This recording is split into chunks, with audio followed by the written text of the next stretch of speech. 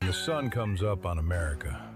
Across open fields, small towns, and city streets, a new day begins. And here, we rise with it. This is where hard work meets headlines, where truth matters, and America wakes up informed. An interesting week. They all are. This is your country. This is your morning. This is Daybreak with Steve and Ivy Gruber. America, let's do it together. Love you, Ivy. Love you too. And it starts right now. All right, let's get into it. It is Friday. Man, we made it through another week. Big week. Another action-packed day here, fighting for you from the foxhole of freedom. Making sure you have the right person to go shoulder to shoulder with you when things hit the fan. Man, that's important. Pick the right person for your foxhole. Here are three big things for this hour. Number one, a single federal judge continues to interfere with the construction of the White House ballroom, which is frankly pretty stupid. I mean, the old East Wing is torn down and gone, so now what? You're going to put tarps over it forever? Come on. Number two, oil continues to remain at about $91 a barrel. The good news is gas is coming down around the country. It's not back to $2.50 yet, but it's below $4 for most people. And number three, President Trump does it again. He does it again. This is remarkable with this team. They have delivered for the first time in 34 years a ceasefire between Israel and Lebanon. Now, those on the left will play this on us. No, it's not that big a deal. It's just another chance. It's a big deal. It's a 34-year ceasefire in waiting. It comes after ambassadors from the two nations met in Washington earlier this week. Now, to be fair, Lebanon and Israel are not at war, but Israel is at war with Hezbollah, the Iranian-backed terrorist organization that's got a foothold in southern Lebanon. Now, this is a remarkable accomplishment. Some are now saying with additional progress that Lebanon, think about this, could end up joining the Abraham Peace Accords. I mean, come on. I mean, this is not some small accomplishment. It's a big achievement. It's a small step, big achievement. Just getting these two nations to actually talk and then to reach a deal to stop killing each other after 3.5 decades. It's truly historic. Where will it lead? We'll have to wait, watch, and see. And that's just part of the good news this morning. The president also announced that we are on the verge of a peace deal with Iran with an agreement to end their pursuit of nuclear weapons, their end of pursuit of nuclear weapons as well. The president said he would fly to Pakistan to sign the peace deal with Iran directly, if and when it comes together. Here he is from yesterday. Right now is to make sure Iran can never have a nuclear weapon. Would you ever go to Pakistan to seal the deal yourself? I would go to Pakistan, yeah. Pakistan has been great. They've been so good. Islamabad, I might go. Yeah, I might go. If the deal is signed in Islamabad, I might go. The field marshal has been great. The prime minister has been really great in Pakistan. So I might go. They want me to go. And there you have it. He'd go to Islamabad, Pakistan to sign the deal in person. That's quite a deal, right? Another triumph if it happens. And with that in mind, oil is actually a bit cheaper than I thought. It's down to $90 a barrel. So we're in pretty good shape. The Patriot Mobile Common Sense Hotline now open for business on this free speech, free for all Friday. 877-310-9966. Bring me what you've got from anywhere in America. Keep it clean. Keep it on point. Don't come in here and talk to me about other hosts and other shows. That's not why we're here, all right? These are the rules. Keep it clean. Keep it short. Make your point. Let some other folks in. I do want to say the best thing from last week was that poem. All right, that gentleman called in with that poem that turned out to be the best thing of the week last week about Old Glory. If you've got something like that, we might just give you a shot here. 877-310-9966. We start with Chris, Daytona Beach, Florida. Chris, good morning. Good morning, Steve. How are you? I'm lovely. Thank you for asking. Very good. I have two things to comment on. One is, I don't know why. I understand that gas is a commodity or oil is a commodity, but why, the corporate oil companies are just raping us. Some would say. I can see I see 40-cent differences between small, locally owned stations and your 7-Elevens and your Circle K's and Wawa's. It's just ridiculous. What, no Buc-ee's? With oil, Yeah, go on. with Iranian oil being 1.5% of the world's supply. That's it. And we have so much that it's just, I think it should be broken up into a regional supply issue. That's It's one. going to be, Chris. And you're exactly right, by the way. The oil companies are getting Thank rich. you. There's no question. The oil companies are getting rich because they see a little flutter on the deal, and then the people come in. Oh, it's fear, it's shock in the market, shock to the market. It's 4% of the world's supply for America. At the most, comes out of the Middle East. 20% of the world's supply total. A fair amount of those ships are still moving. The Saudi Arabians are running their pipeline, bringing 7 million barrels across. So that cuts the problem by at least a third. Right? But the oil companies, they're cashing in, make no mistake, at your expense and mine. I've said this since this started, and we started to see oil go up. Donald Trump needs to get on the red phone, one like this one, and call his friends at the oil companies. Say, buddy, you need to get this under control. Gouging the American consumers is no way to be. I agree with you, Chris. Good call. Patrick is in Pennsylvania today. Patrick, how are you?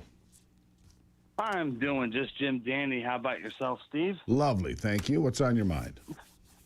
Yeah, I got two things. First, I don't know if you addressed this to any of your viewers on TV, but we have Dish, and I look forward to recording your show. I appreciate and it's that. recorded under Steve. Oh, no problem. Well, I went yesterday to go check my DVR, and it didn't record. I'm like, what the heck is going on? Come to find out, if you have a DVR, you might want to tell your listeners, if they have a DVR, to record it under Daybreak. Yes, they not changed Steve it. Gruber. Yeah, they changed it. Yeah. But I have Anthony, we have a solution for them, though, don't we? It's called YouTube. So anytime you miss anything, Patrick, go find Steve Gruber on YouTube, because it's still going to be Steve Gruber there forever. Every episode going back for years. If you ever miss anything, or want to go back and see an interview or share an interview with one of your friends, say, hey, Gruber talked to this guy about this. It was really interesting. Go to YouTube. Spin the library out. All right. My second one is if Trump creates peace in the Middle East, which he's just about done with, Working on it, yeah. and gas prices come down to about 190 to 260.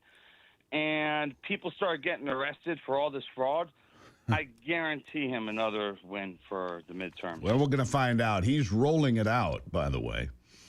He's going to put himself front and center in this election, right? And thank you for the call, Patrick.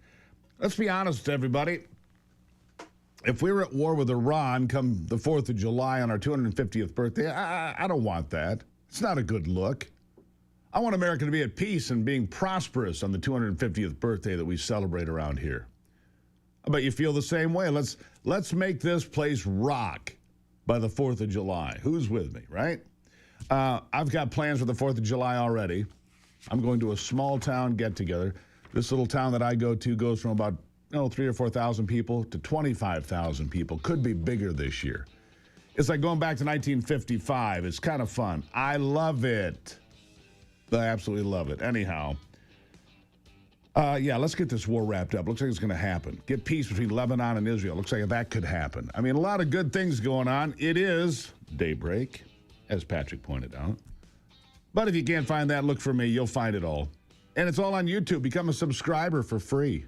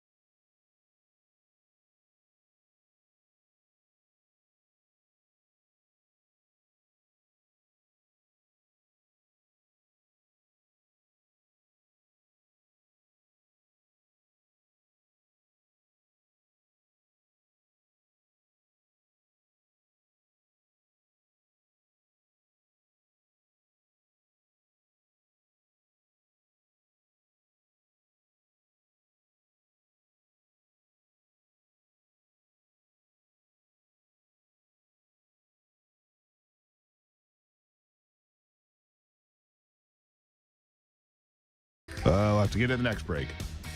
Couldn't hear it. The guy looks like Ronald Reagan to me, a young Ronald Reagan. Am I wrong about that? Does that look like Ronald Reagan to you? Yeah. Kind of. He looks like the actor. I can't think. The guy that played Ronald Reagan in the movie recently. Dennis Quaid. Dennis Quaid. That's who it looks like to me. Dennis Quaid. And thank you, Dennis, for doing the new bumpers here on the program. We truly appreciate your efforts. Gosh darn it, Dennis Quaid there starting things off. Let's go to Steve. Yeah, it's too much coffee. Steve in West Virginia. How are you today? Good morning, Steve. God bless you and Ivy and your whole crew. Thank you. What's up? I have a serious question for you. All right. If it was your choice, in your opinion, who is doing the worst job in the United States? Is it our government or the justice system? Oh boy. Now, well, I mean, they commingle, let's be honest, they're at the same cocktail parties on a Friday night. Yes, one makes laws and one's supposed to enforce, and I don't see neither one of them doing their job. Well, I go back to a story that I read here off the top of the program today. A single federal judge continues to interfere with the construction of the White House ballroom. So, the judiciary, these district judges, these federal district judges, of which there's hundreds, by the way, think that they have the power now to create injunctions and shut down immigration enforcement, the construction of a White House ballroom, whatever it is. They think they can wade in there and interfere with the entire system. These basically are local judges. This infuriates me, that nobody's doing anything about this. This is not how it's supposed to operate. The Supreme Court has already yanked in a couple of these clowns hard, saying you can't do that, and yet they keep doing it. You're on it, Steve. They're slowing down the process of making this country great, and we don't have nowhere to go because our politicians won't Save America Act pass, which it should be, and America, I believe, ought to stand up and just the disappointment. If they don't fund DHS, who's supposed to help our security? That's going to get done. DHS funding is going to get done through reconciliation. I'm pretty sure of that. But the Save America Act is much more important. Steve, thank you for the phone call. But when you've got Lisa Murkowski, right, that's a problem from the state of Alaska. People don't. Susan Collins, I'm fine with, and I'll tell you why. She's the best you're going to get out of the state of Maine. And she's pretty decent when it comes to voting for Supreme Court justices and so forth, which we're going to get another one of those here mid-year. Samuel Alito is going to retire. Okay, he's not in great health, and he's going to step down after 20 years. So Donald Trump will have his fourth pick for the Supreme Court. Susan Collins is the best you're going to do out of the state of Maine. But Murkowski is far from the best you're going to do out of the state of Alaska. McConnell is far from the best you're going to do out of the state of Kentucky.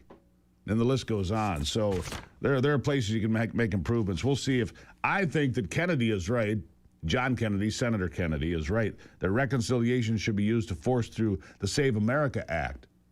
That's what should be happening. But you can't even get enough senators on board to do that. We should kill the filibuster. Absolutely should. Can't get enough senators on board to do that because of people like Murkowski. Anyhow, let's go to Joseph. He's in the great state of Texas today. Joseph, how are you today? Good morning, Steve, and to you and Ivy and the crew and everybody at RAF family. I have three quick questions I wanted to ask you. Your shows on Fridays, I don't see them on the RAV app anywhere. Just all your other shows are there. Don't know why that is. I don't see where I can watch the repeat. I can call and them also, up. you used to be on there, but my third question is the salamis in Texas out here are still ripping us off in other countries. I'm sorry, other states. And they're just still doing it, and the Democrats are protecting them. And Who's I wanted that? you to, maybe you can answer for that one. Hold on. The salamis? The what? Yeah, I call them salamis. Okay. Somalians. Somalians. I got you. Yeah. They're still ripping us off in these protected blue states, and no one's doing anything about it. I don't see any justice happening. I mean, they need to, like Tim Walz, another, Tim Walz is going to get run out of town. Anyhow. Oh, God. Yeah. Anyway, the last one, I'm afraid that the Charlie Kirk assassination killer, they have the bullet ballistics and all that. I'm afraid of it ending up like another O.J. Simpson trial. That's all politically motivated. Tyler Robinson is going to face. Tyler Robinson is the killer. I know people don't agree with me on that. Thank you for the call. Until I have some sort of persuasive evidence otherwise, and I've seen none. Until I see persuasive evidence otherwise, I believe that Tyler Robinson acted with his grandfather's .30-06 and killed Charlie Kirk with a World War I rifle. Sad, shocking, but true as far as I'm concerned until I see conclusive evidence, persuasive, not conclusive, persuasive evidence otherwise. I've seen nothing. Let's go to, and you can light up the chat room. I don't care. John is in Kentucky. John, how are you? Good morning, Steve. Thank you for taking my call. Yes, sir. I have an issue with Social Security. We need to eliminate it. Congress needs to eliminate the Social Security Administration, replace it with the National Retirement Act. They can issue everybody's Social Security numbers. They can make them retirement account numbers. Have it like the Teamsters. Whatever employer you go to, you have a private funded pension program through private carriers, and wherever job you go to, you have your Social Security money, which will be half what you put in, and your employer pays then goes to a privately funded insurance company to give you your benefits. I am in fight for the last 5 years of Social Security. They took my money wrongfully and unconstitutionally, and I want the government out of my life. Ronald Reagan. I think a lot of people agree with that. I got to leave it there because we're up against a break. But you make some good points. Look, I think there should be a permanent fund in America. The state of Alaska has a permanent fund. I think the United States could do something similar. And Trump's kind of leaning in that general direction with these Trump accounts and so forth. But the state of Alaska, they share in the prosperity of the oil and so forth in Alaska. Shouldn't America share in the prosperity of our natural resources and share with the citizens? That'd be one step. But I see what he's saying. Social Security doesn't work. Set up a better system. Sadly, it'll never happen. I agree with the sentiments, but it's never going to happen. I'll be right back.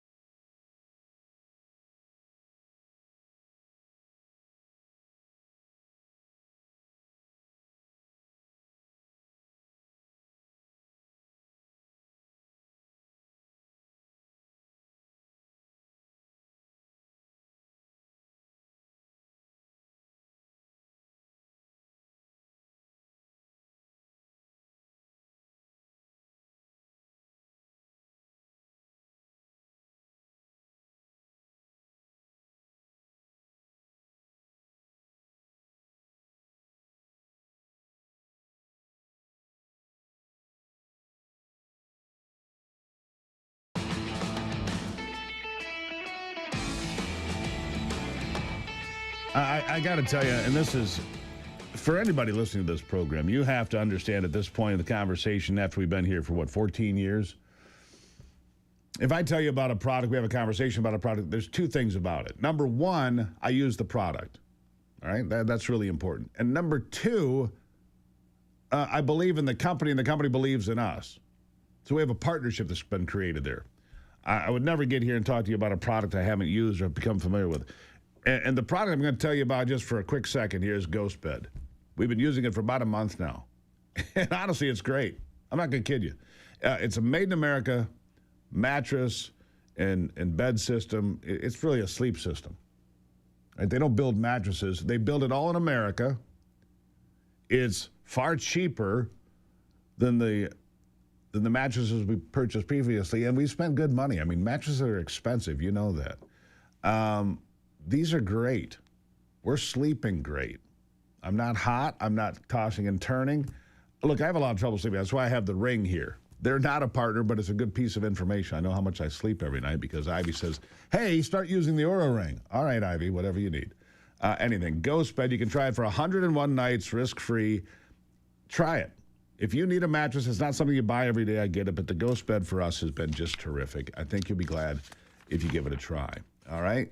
And by the way, right now, the best price of the season and 10% off, ghostbed.com, promo code Gruber. Ghostbed.com, promo code Gruber. I can get one more caller in here.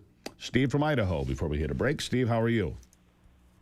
Hey, top of the morning to you and your better half there, Steve-O. Yes, sir. Don't have a lot of time, so what's your question or comment? I have two items. One is the no tax on tips. Yes, sir. That should be commensurate with how good the service is, I think. And there was a judge who put moonshining, saying that it's legal, and that's the last I heard about it. You got any idea on who would be making fuel for vehicles using that same principle? Well, and, you know, happy Fourth. I've looked it up online. You know, you get the Anarchist's Cookbook. Still find that on the shelf some places. You can find all sorts of fun weekend projects, including building a still in the backyard for corn liquor. I'm not saying you should do it. I'm just saying the information's there if you want it. All right? Great call. I'll be right back.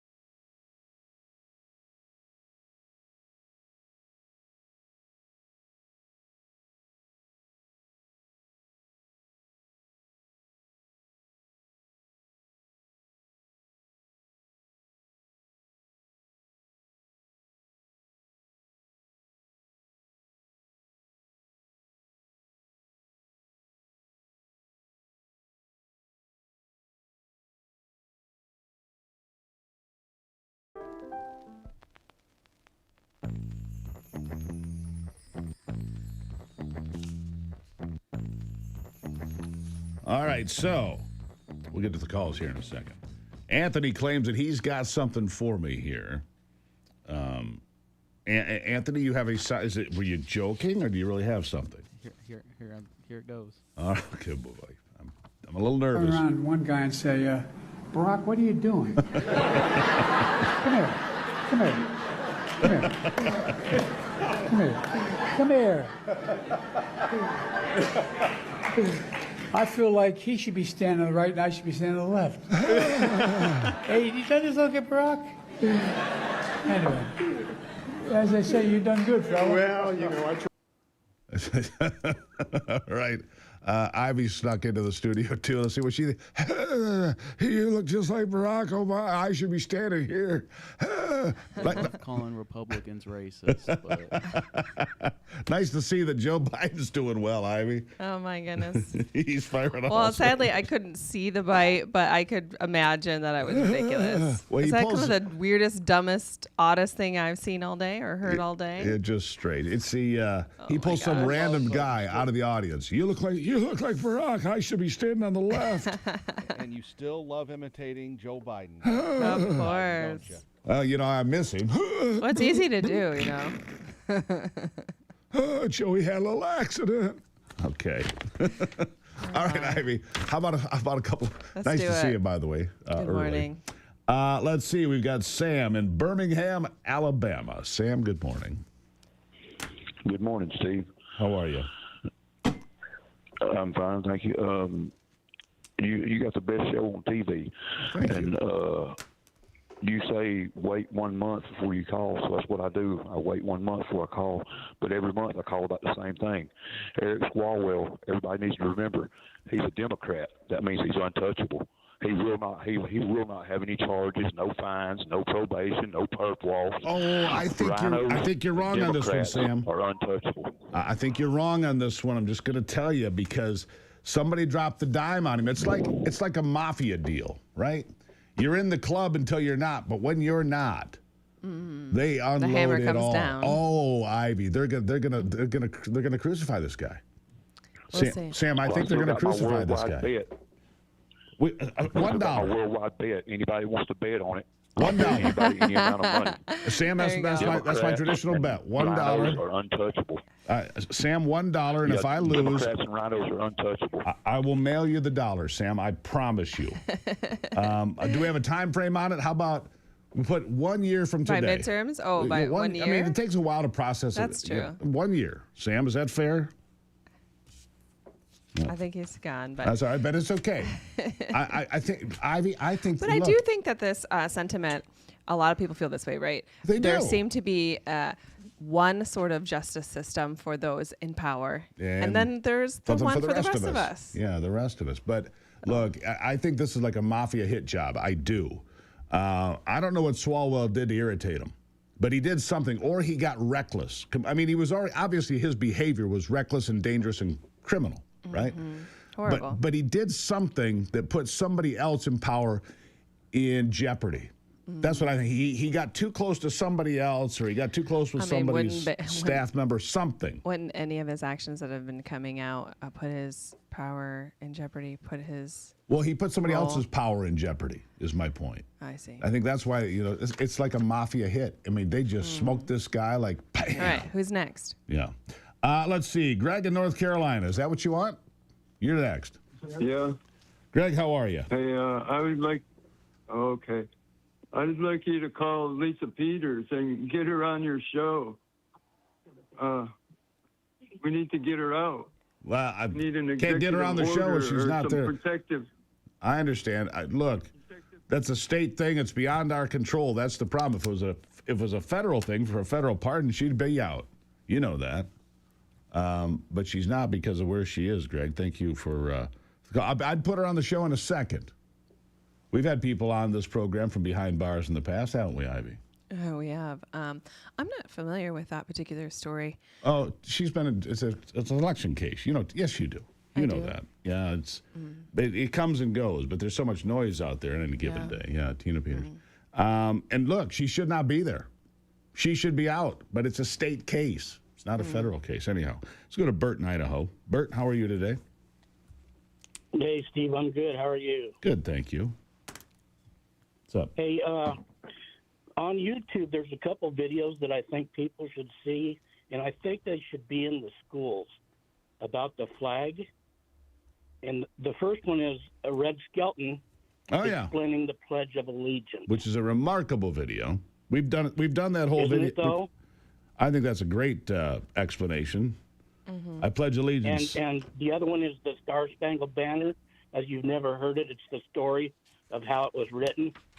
Yeah, I agree with you. You know, and we talk about that a lot here, Bert, and I think it's a great point you make.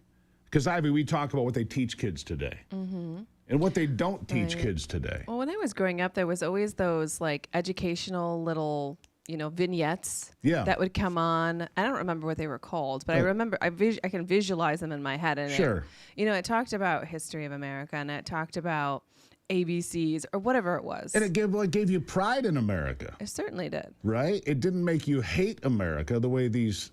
Why do the unions... Because, look, when it comes to public education, it's these unions. Why do they hate America? Well, I'm not sure why, but isn't it self-defeating? This is what I don't understand. Wouldn't you want a strong America and people to have strong American values and want to build up America? Because then we all win. Well, I thought the same thing. Open borders, for example. Why would you want open borders and chaos and nonsense? If you want power and you bring in complete chaos, you can't control that. Exactly. But I think it's a bigger grand scheme of the globalists. It's not just, Americans who are actors in this. But I completely agree that if you're saying that America is so bad, okay, and then you you kind of have we talked about this yesterday with Bill Maher. We listened to a Bill Maher bite, and you kind of have a rough childhood, and then you're going out into the world that is worse because you've been told your whole life that America's so bad. Yeah. What hope do you have for the future? Yeah. You don't. It's so pretty bizarre. All right, let's get to Ben in California. Ben, how are you today? Hey, I'm doing well. Good. I got kind of a 3-point question. All right. One of them is, why are we so focused on the Swalwell guy in California when there's still Epstein stuff that's out there? Because also, there's actually ready proof available here. That's answer number one. Go ahead. Yeah, I'm just kind of throwing 3 of them out there. The other thing is, why don't we just lower state gas taxes when we had this all of a sudden minor hike in gas tax? Why didn't we just lower state gas taxes in that process? Because you live in California. And number 3. No, I know. I'm not even hitting on that. I'm not even laughing at you. But on the regular, why is this Swalwell thing so important when there's still Epstein stuff? Well, I already answered that question because there's piles of evidence. I got to leave it there. I'm going to hit a break here, but I'll answer the question, Ben. I appreciate the call. Look, the Swalwell stuff is all over the place. It's right there. It's in everybody's face. It's a criminal activity. The Epstein files have been around for years and years. Millions of pages released. And why are there no prosecutions? Your guess is as good as mine, except it takes years and years. You have to identify the victim, the perpetrator, and the crime, and follow through on it. Swalwell, it's all right there. It's a trifecta right in front of you. I got to go to a break.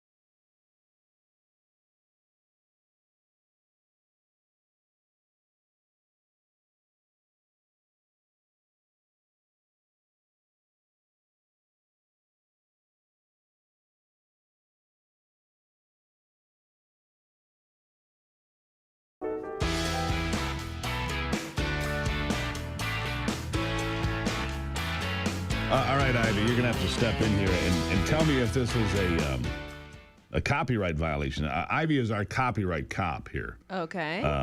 At the program. I'm worried about where we're going.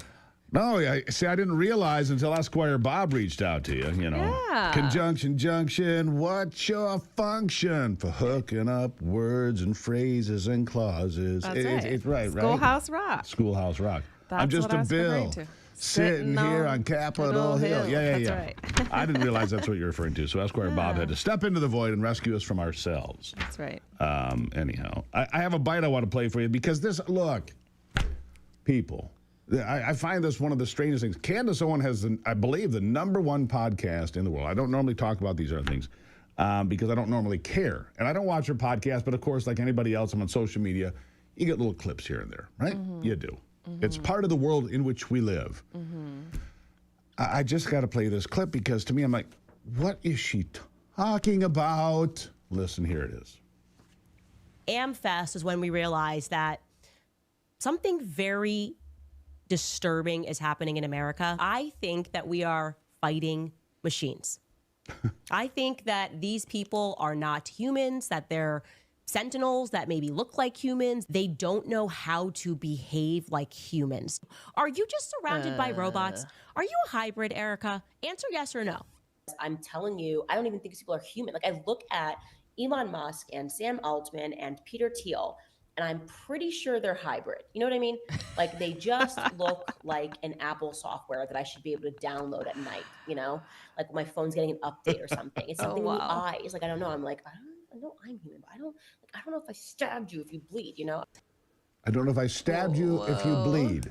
That's just wild. There's your #1 podcast in the world who's supposed to be an expert on things in the world, and people take that seriously? I would say that sometimes because of overusage of cell phones and isolation, a lot of people don't know how to behave. Babe, what I just in witnessed, public. hold on. But that is not the same as saying that people are hybrid machines or that they're machines, No. that they're sentinels. What I just witnessed was not overuse of cell phones, it was overuse of medication. Yeah, well, maybe. Come on. Okay. All right. Who's our next caller? Meanwhile, back at the pharmaceutical department. All right, let's go to Peter in New York, upstate New York. Peter, how are you today? Okay, Steve. Good morning to you and Ivy. Good morning. Morning. I have 2 items I'd like to mention. Number 1, the Bible says that the nation of Israel is the apple of God's eye. Mm-hmm. I don't want to be on the wrong side of that relationship. All right, fair enough. God says he will bless those that bless Israel and curse those that curse Israel. And Franklin Graham hit the nail on the head when he said the President Trump, like Esther, is made for just a time as this. Yeah, well, I agree with that. I like Franklin Graham quite well. So, liked his father, liked the book that he wrote about, you probably don't, you never saw this book, have you? But Billy Graham, he was the pastor to the presidents. Mm-hmm. In fact, speaking of Esquire Bob, he has the book for me, right, to read, which I have not done, but I should. Fascinating stuff. It is. Peter, you're exactly right. I think that Franklin Graham is right about what he said. And look, they're our ally. Mm-hmm. You don't have to like everything they do, but stop dumping on what goes on there. The idea that somehow Iran was not our enemy. Iran attacked us in 1979. Yeah. They didn't attack Israel in 1979. They attacked the United States of America. They attacked the United States of America in Lebanon in 1983. They attacked the USS Cole in the year 2000. And to me, I've been optimistic about this get-together in Tehran since it began on the 28th of February, and I'm still there. Finish the job. I have not wavered on this. Finish the job. Let's see if we can find, it doesn't have to be an American-installed, we don't need a puppet regime, but we need somebody that can cooperate with the rest of the world and be part of the civilized world. Agreed. That's where I am. Anyhow, good call. How about David in Georgia? David, how are you today? Yeah, that's good, Steve. I watch your show every morning. I just wanted to offer a cure for this country. Pretty simple. Audit Congress. Prosecute the criminals, execute the traitors, and we won't have to worry about the Democrats stopping us anymore.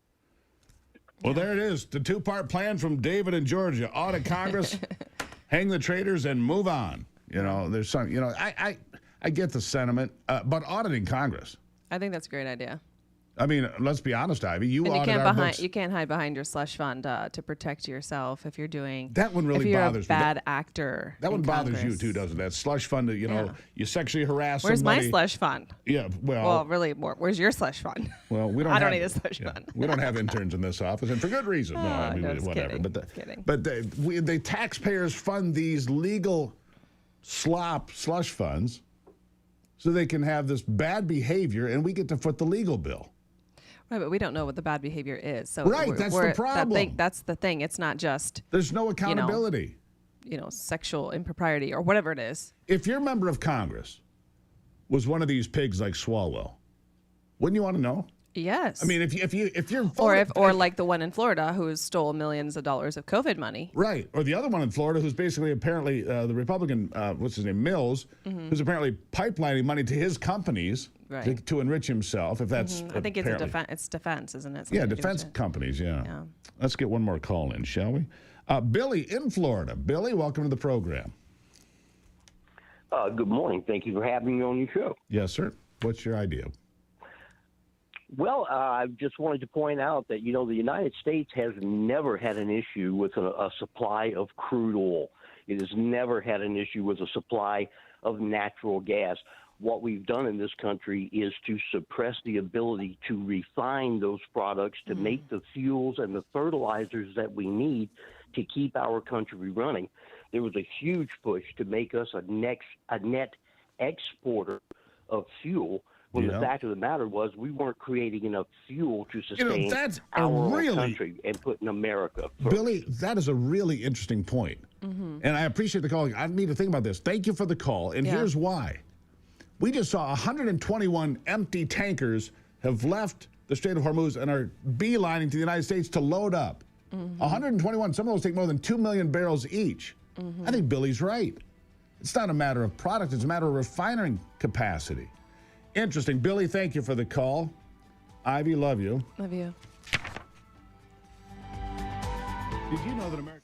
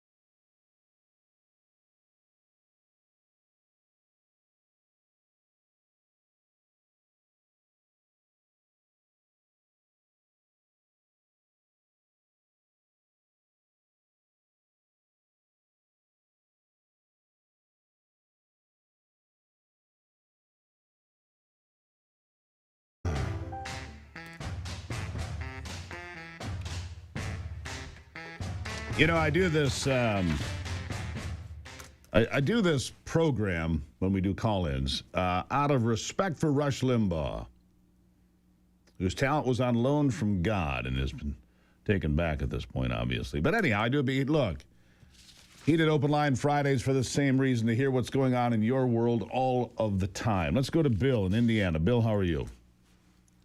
Oh, pretty good today, I guess. Good. What's on your mind?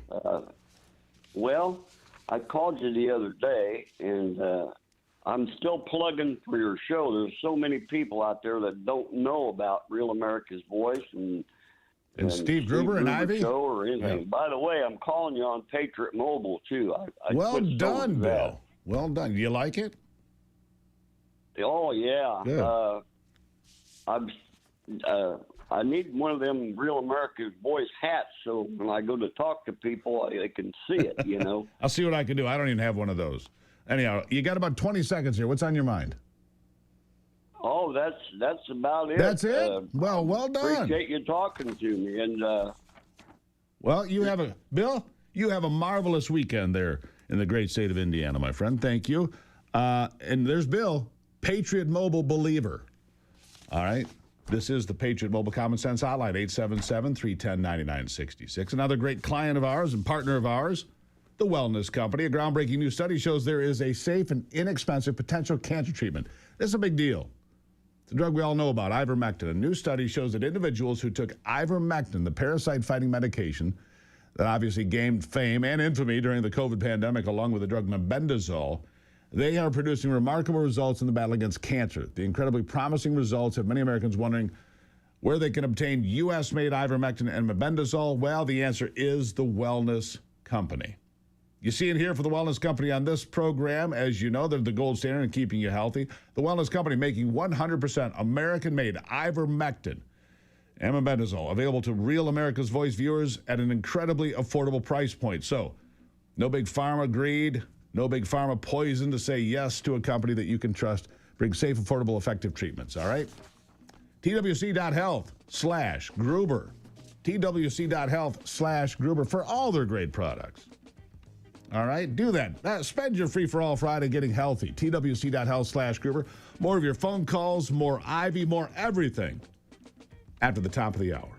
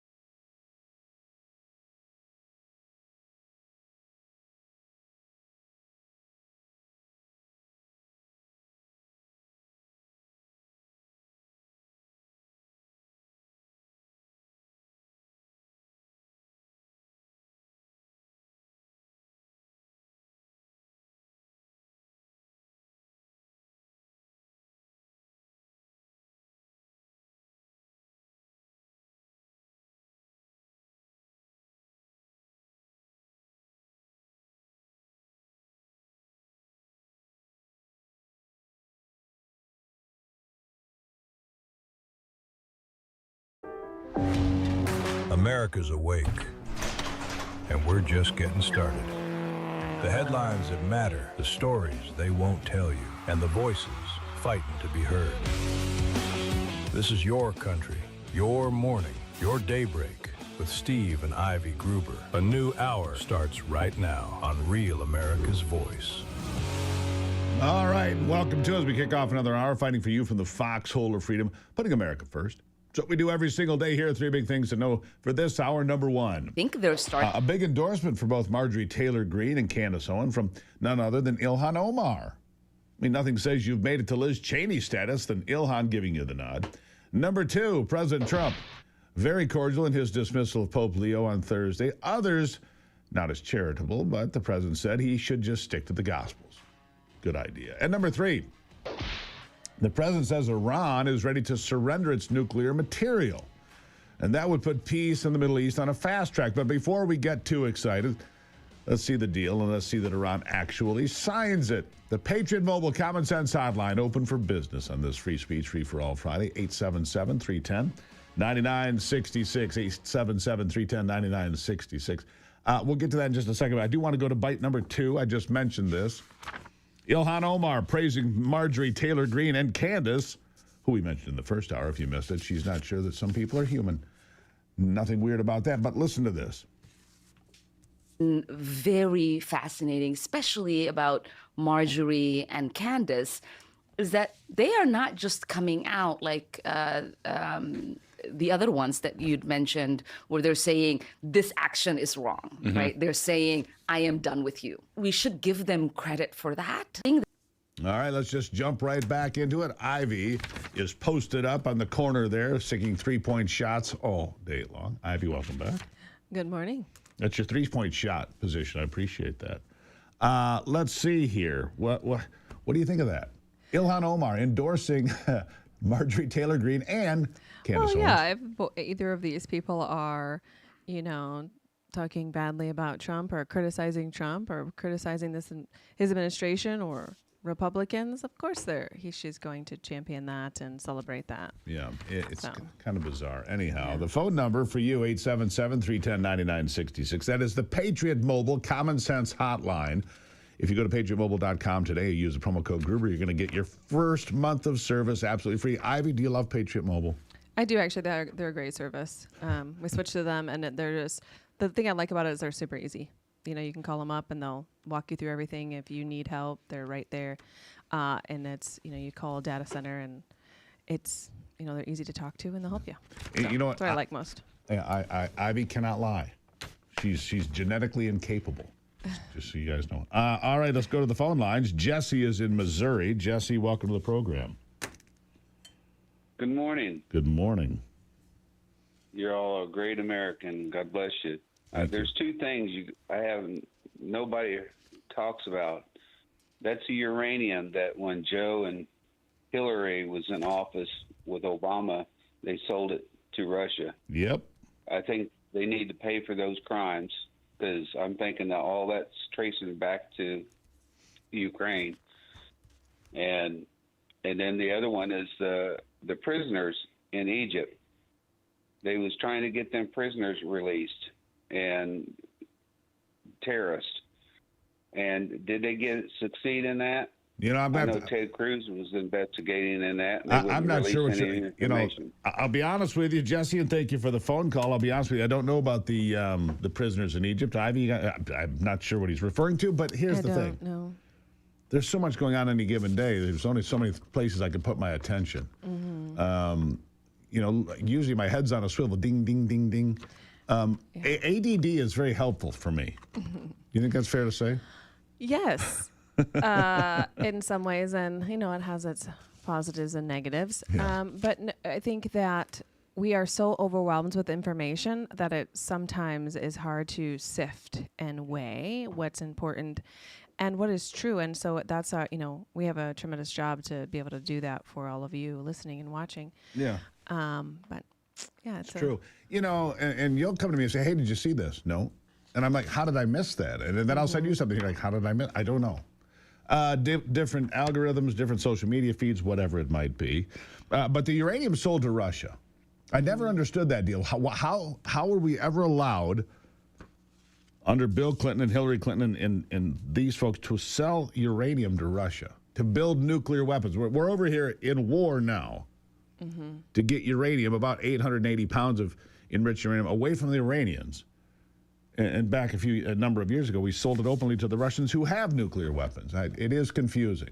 I'm not sure about that one, Steve. Yeah, it makes no sense. It doesn't make any sense, but who knows? Maybe there was probably some deal going on that we just... Somebody got rich. Yeah, we're not aware of. That's what I'm sure of. Somebody But he did say there, and I don't want to take up too much time because we have a lot of callers lined up, but what was the difference between the call that President Trump had with Zelensky and who said, hey, you need to look into these Biden guys, they were, bad actors. Nothing. And then, or Vice President Biden at the time saying that he's going to remove funding because there was a company, Burisma, that they were looking into. Yep. Same. See. And that they were going to say, what? $1 billion. Wow, the investigation got dropped because I'm going to withhold money from you. $1 billion. So I'm like, right. So they didn't try to impeach that guy or bring criminal charges against Biden. All comes back to Burisma. Biden forced them to drop the investigation. Trump came in and said, we need to look into this, and they impeached Trump. Exactly. That's my point. Dirty. Yeah. All is the day is long. Anyhow, let's go to Dane in Minnesota. There in the Great White North. Dane, how are you today? I am fantastic. Thank you, Captain Gruber, for taking my call. Here's the thing. All right. I've been listening to you for a while, and all of a sudden I heard you tell somebody that you loved them. And so can I assume that's your wife or daughter? That's my wife. Yes, wife. Yeah. Listen, strong fathers, strong daughters. I love your show. And, they always say that as long as you say God bless you, God bless them, after you say something about somebody, then it's okay to say whatever you want to say. All I can say is God bless you. Well, I appreciate you. Well, thank you. That's very kind. We appreciate that. That wasn't expected. Thank you, Dane, for that. Greatly appreciate it. I do. We've worked together for a long time, Ivy and I, and people see that, and you get that. We don't always agree. Sometimes she's wrong. I just, live with it. What's that? I just decide to live with it. Yeah. All right. Alan in Kansas, how are you today? I think we need to go old school. I'm talking paper letters. They can drop email, phones tied up. I want to bury their Congress and mail, flood their mail room, 1 to 3 million letters. I'd like to see the news on the evening news. How they can't ignore it. They have to open up and read them, and they're trying to ignore the people. It's an interesting idea. Go old school. Get rid of the emails. Get rid of the text messages. Oh, boy, I would love that. Well, you think about it, Ivy. Look, I'm guilty of this. I get 10 billion emails a day. I try to, and I'm not talking about the ones that I get from listeners. The ones I get from listeners and viewers of the program, I read every one. Try to respond to as many as I can, but I get a lot more than we used to, as you know. But if you're in Congress, you just open it and close it. Open it, you never look at it. You don't care, blah, blah, blah. You got some staffer looking at it. That's not the way it works. He's right. Alan, that's a pretty good idea. Get the Well, you're address. inundated, again, going back to, you're inundated with emails, you're inundated with text messages, you're inundated with information, you're inundated with notifications. It's, Man, I'm inundated with commercials. I'm up against it again. You are. Good Lord. We'll be right back with more phone calls.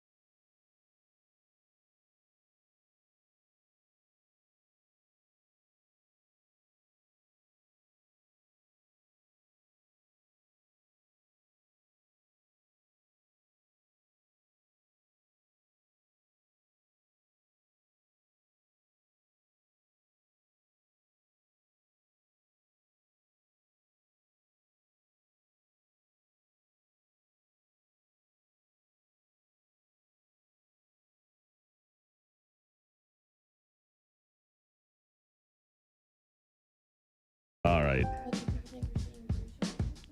Mm-hmm. Come here. All right, welcome back as we get back to it on Free Speech, Free for All Friday. I got my second co-host in on a Friday. Hi, Kitty.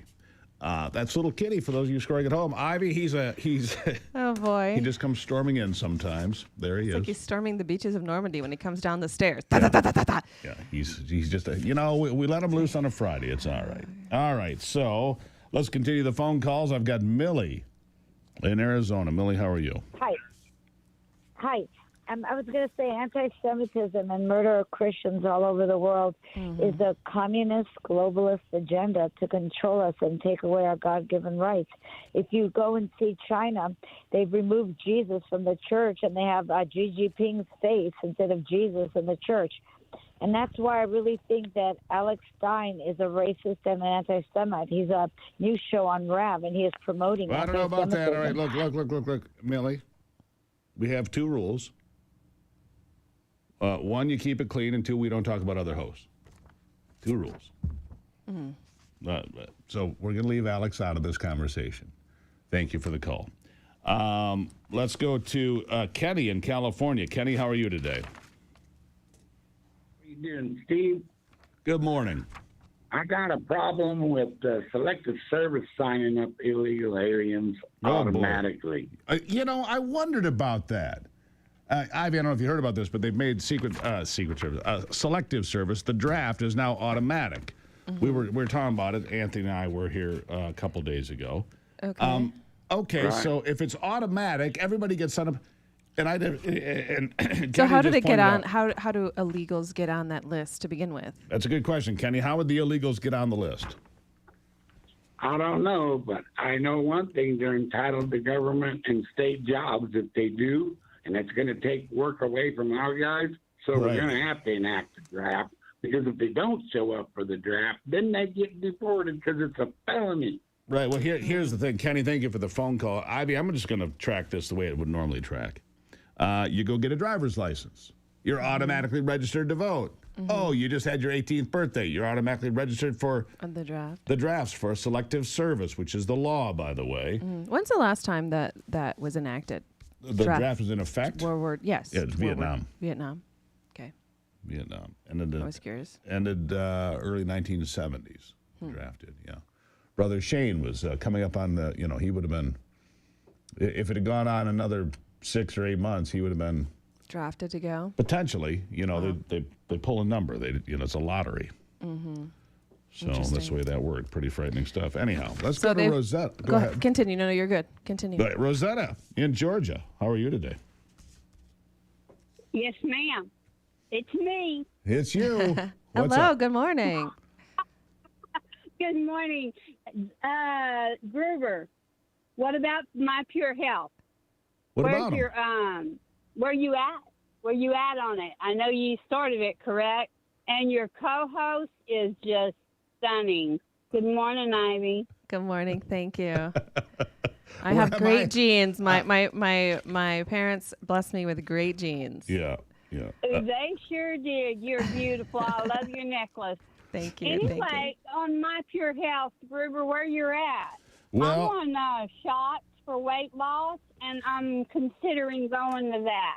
All right. Well, I'll tell you, My Pure Health's been around since 2018. I was a skeptic. I said, yeah. Sure. And she said, Missy said, you give this a shot.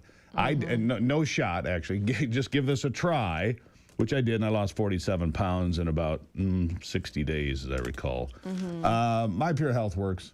Like I've told you guys before, anybody who's on this program with us, we have a working relationship with. We use the product. We're familiar with the people there, and we have a relationship. And that's true with My Pure Health. And if you want to know more, go to gruberhealth.com.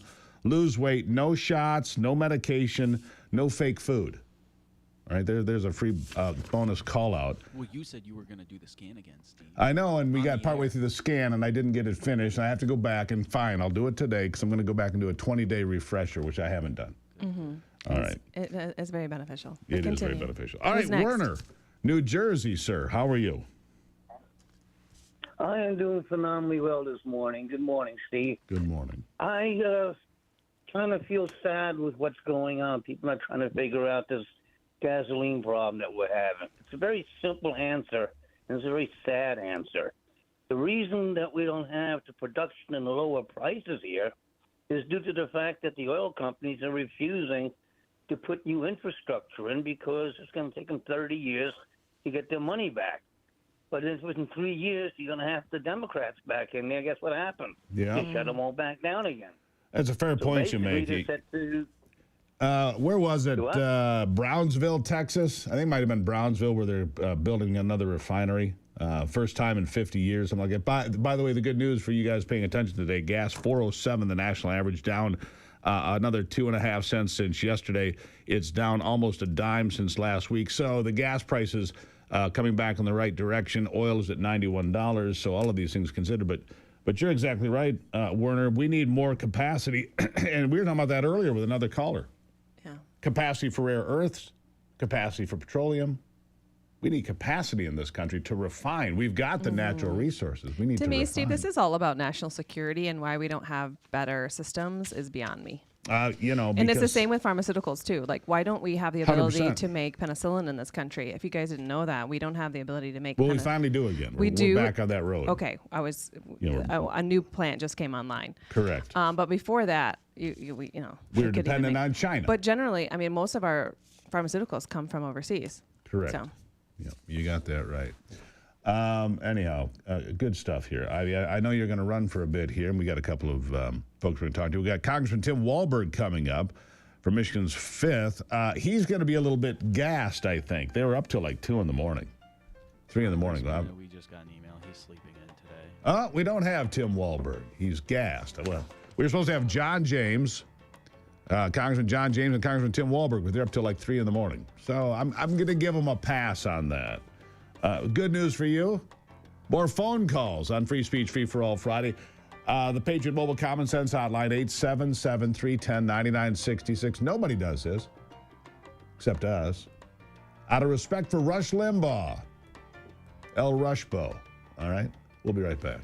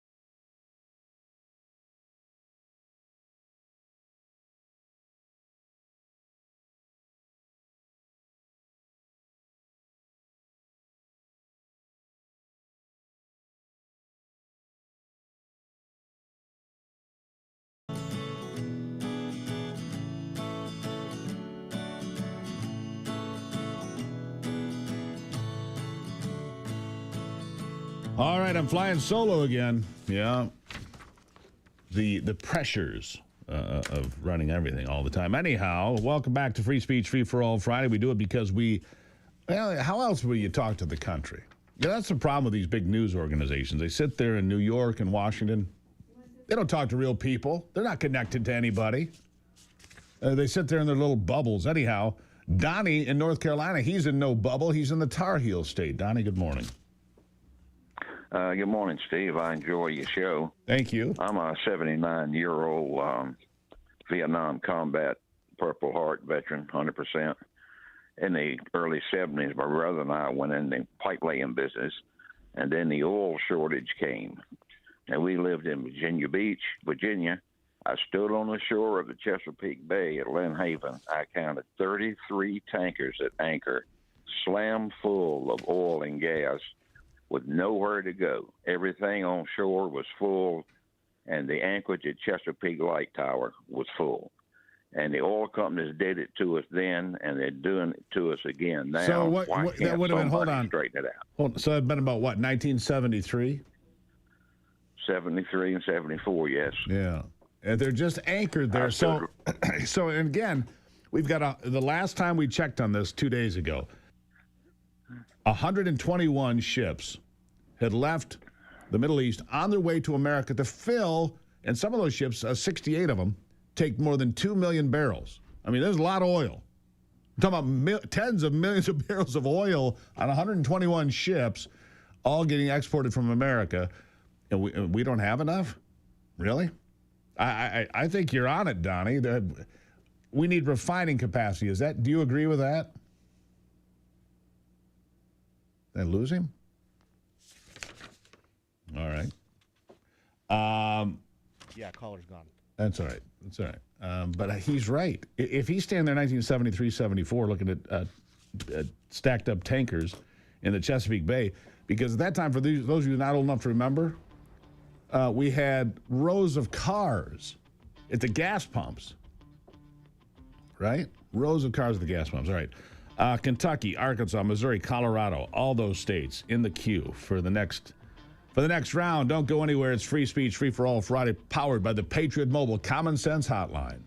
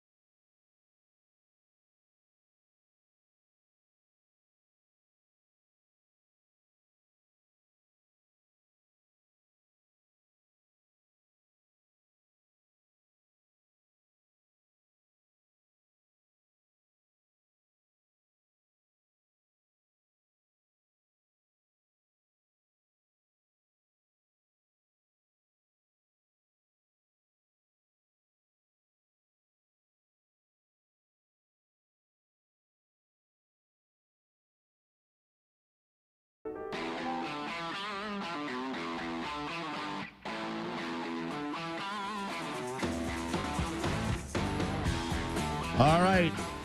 Takes a lot of great partners to make this program what it is every single week. There's no question about that. One of those great partners, Old Glory Bank. It's one thing for a bank to say they support our servicemen and women. It's another thing to prove it. Old Glory Bank, proud to stand with our military and their families by offering Old Glory Protect. It's a $100,000 line of duty death benefit they offer free to their customers.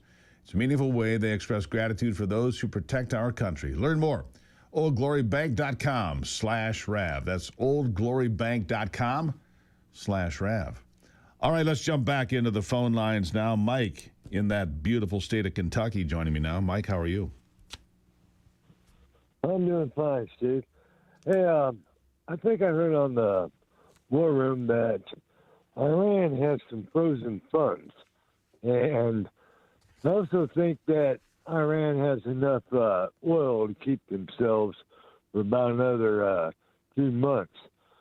So I think we ought to grab them frozen funds and choke them more.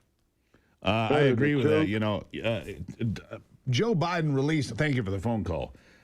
Joe Biden, after Barack Obama gave the Iranians $1.7 billion in cash on pallets on an airstrip in the middle of the night, Joe Biden and his administration released what? $6.5 billion in frozen assets. If those assets are there and frozen, I think we should confiscate them myself. I mean, that'd be my take. Confiscate those assets. Do not allow them to supply money to Hamas, the Houthis, Hezbollah, and Al-Shabaab. Right? Why would you allow them to arm and supply cash to these folks? You wouldn't. Great call, Mike. Appreciate it. Tina is in Arkansas today. Tina, how are you? Good morning. Good morning. Okay, you got to turn down the radio behind you. That's a pro tip, right? Turn that thing off because it's distracting you. It's a pro tip to everybody listening. And then join me back on the show, on the program here. Tina, are you with me? Yes, I am with you. All right, go ahead.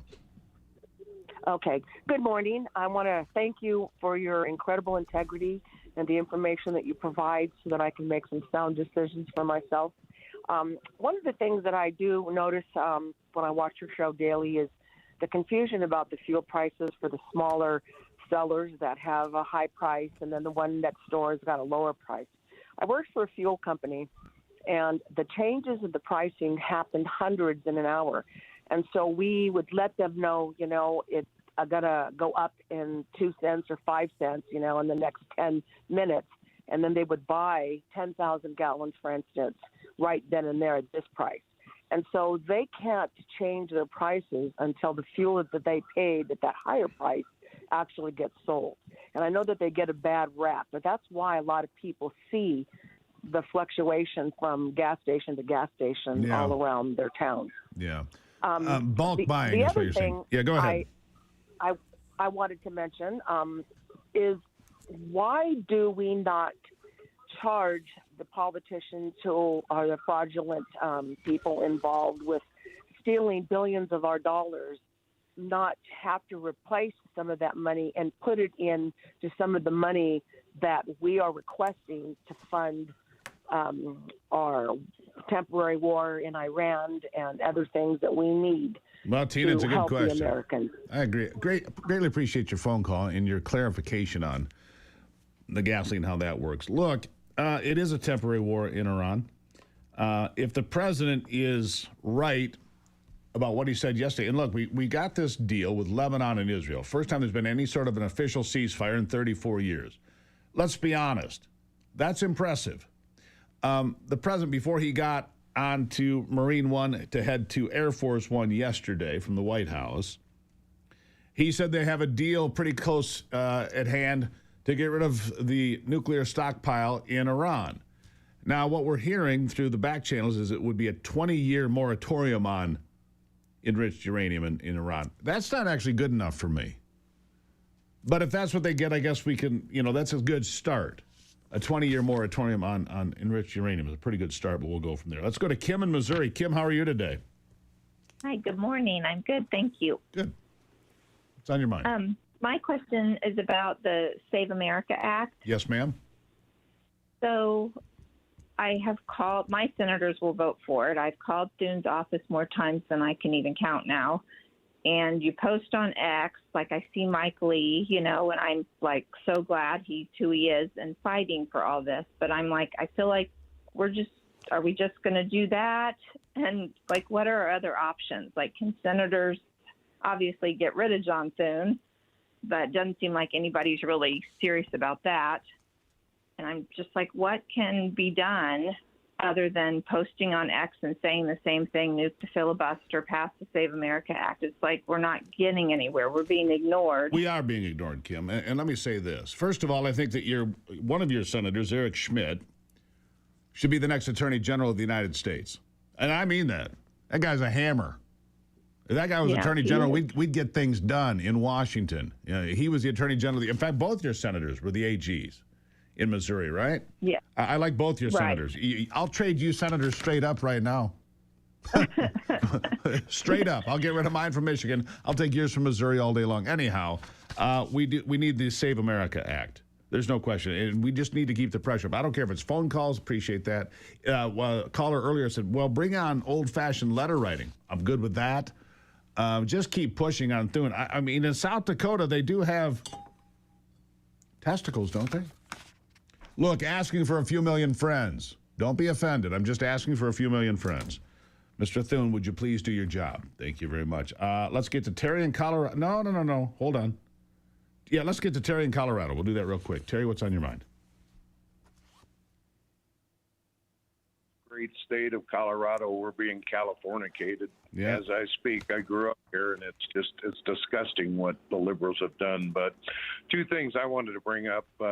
If the Federal Reserve can build a building for $400 billion, and Trump said he could do it for $50 million, why can't we finally audit these people? This is not even a government entity. No, yeah, I agree with you. Yeah, go ahead. Secondly, I recently had a heart attack about 6 months ago, so I was told, my best option was open heart surgery. And I said, well, how much is this going to cost me? Nothing. You're good to go. You got Medicare, blah, blah, blah. I had a Humana Advantage plan, which is a complete ripoff, and consequently get a bill now for $15,000. If I was an illegal, I wouldn't have to pay a nickel. By the way, if you had paid cash, you wouldn't have to pay nearly that much. It's a fact, by the way. Yeah. Thank you for the phone call. Greatly appreciated. And here's how I know that if you paid cash, you wouldn't have to pay nearly that much. Paul Siegert joining me on the podcast, Ivy, this week, and I host Paul Siegert. He is an expert on healthcare in America. It's the Forgotten America podcast. You have to listen to this, Terry. You do. You have to listen to this podcast because it is remarkable how he gets in there and says, if you pay cash, you might save 90%. Stop using insurance. We're going to play a clip of Paul coming up next in just a moment here. But right now, what you need to do to get to this podcast is go to YouTube. Become a subscriber for free. Look, I know you're out there.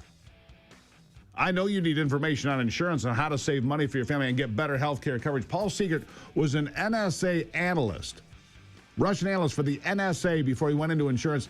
Says the insurance industry is far dirtier than the Russians. It's true. We'll take more calls after this.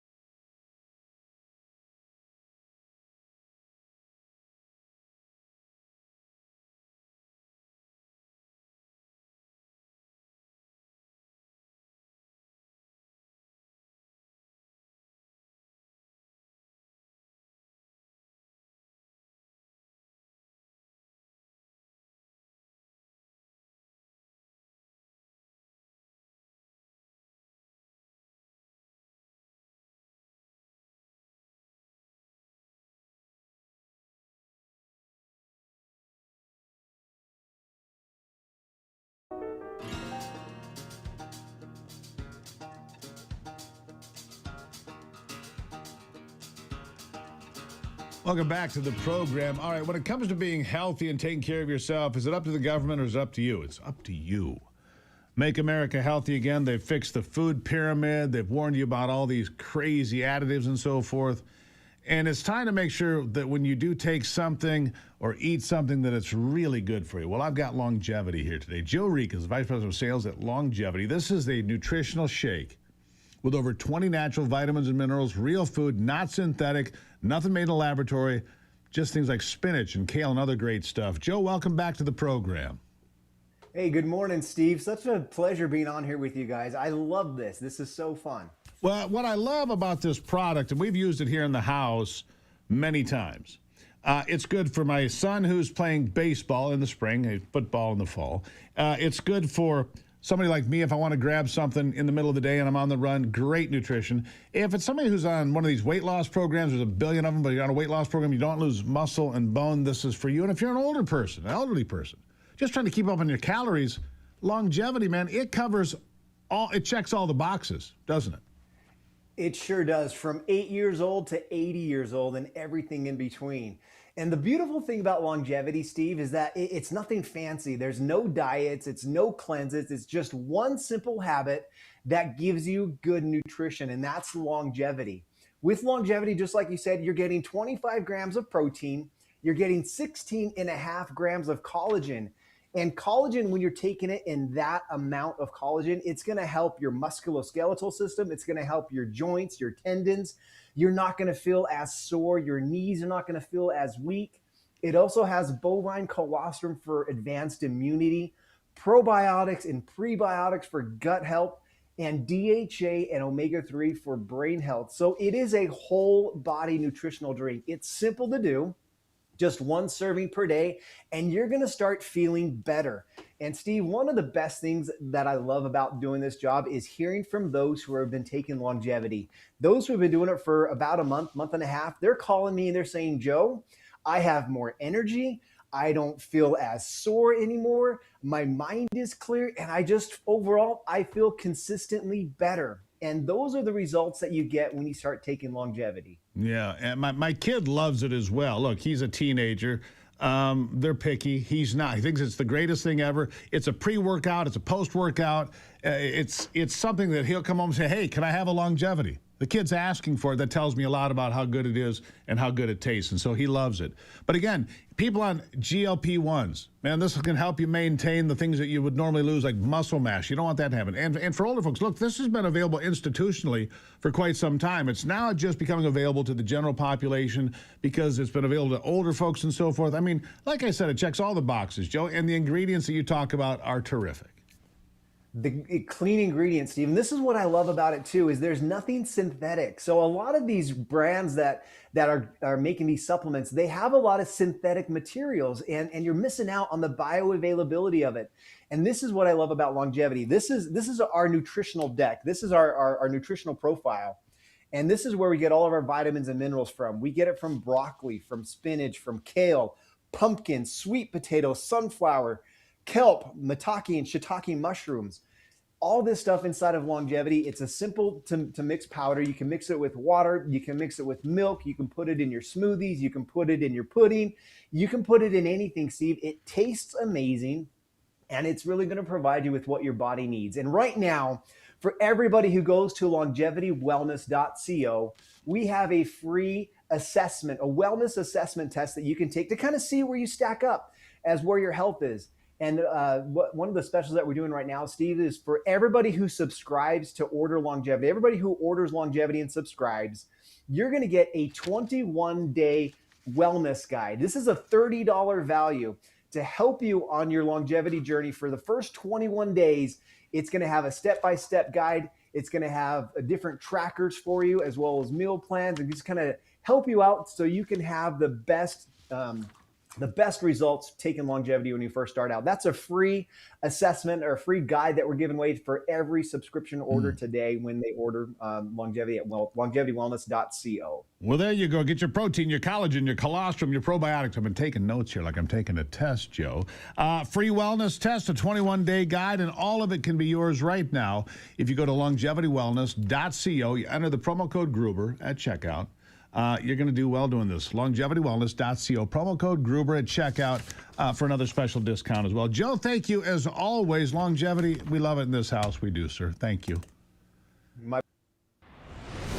Tell them what they've won behind door number 3, Johnny. It's LongevityWellness.co. Good to have that. All right. I want you to hear this from Paul Siegert on the Forgotten America podcast. I'm telling you, if you're paying too much for insurance, you're like, I don't understand why I'm paying these rates for my health care, for my pharmaceuticals, for everything. Paul Siegert is an absolute genius. Here's a preview. I have a situation now where we put these insurers in a cost-plus model. Depending on some details that aren't that important for this conversation necessarily, let's just say they're in an 80-20 model. It could be a little different, but roughly they're in an 80-20 model. So if they collect $1 in premium and they spend 80 cents of that dollar on claims, they keep 20 cents. That's our health insurance system. So we took away any incentive for the insurer to drive down the cost of a procedure. If a knee replacement is $100,000, that's better for them than if a knee replacement is $50,000, because 20% of 100 is bigger than 20% of 50. Right. So we created a system where we said, hey, you're going to get 20% of whatever healthcare costs. Can you please go in this room, shut the door, and figure out what healthcare is going to cost? come out and tell us what we will pay for these things. But you get 20% of whatever number it is. I mean, the old adage, the barber will always say you need a haircut if you ask him. I mean, this is an extreme example of that. Yeah, the barber will always say you need a haircut if you ask him. Again, that's the Forgotten America podcast this week. Paul Siegert, I've dealt with him and known him for a number of years now. You want to learn more about your health care than you'll ever hear anywhere else? Here it is this week. It's on YouTube. Become a subscriber for free. Click that QR button right there. You're going to love, and we've got all sorts of episodes now. Been doing this for a while, Ivy and I, having some great conversations and sharing them with you. Phone calls to come. Linda, Elaine, Bruno, all after the break here on Daybreak. We'll be right back.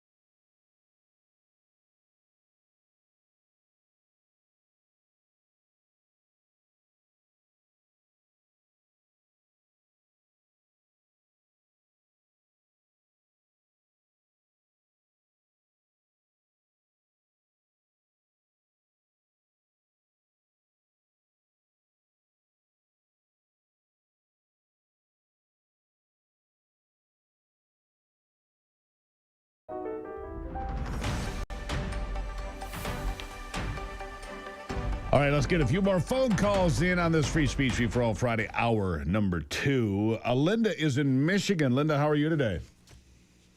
Very well, thank you. And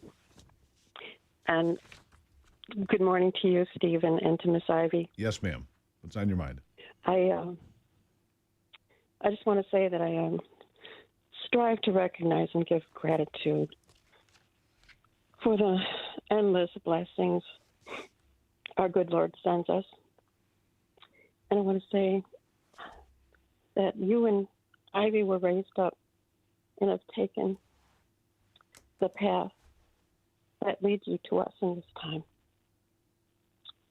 And that's my little thing to say, but what I had actually first called for was I wanted to add to the nourishment of our patriotic souls, if someone didn't mention it, if I missed hearing it, is the commentary by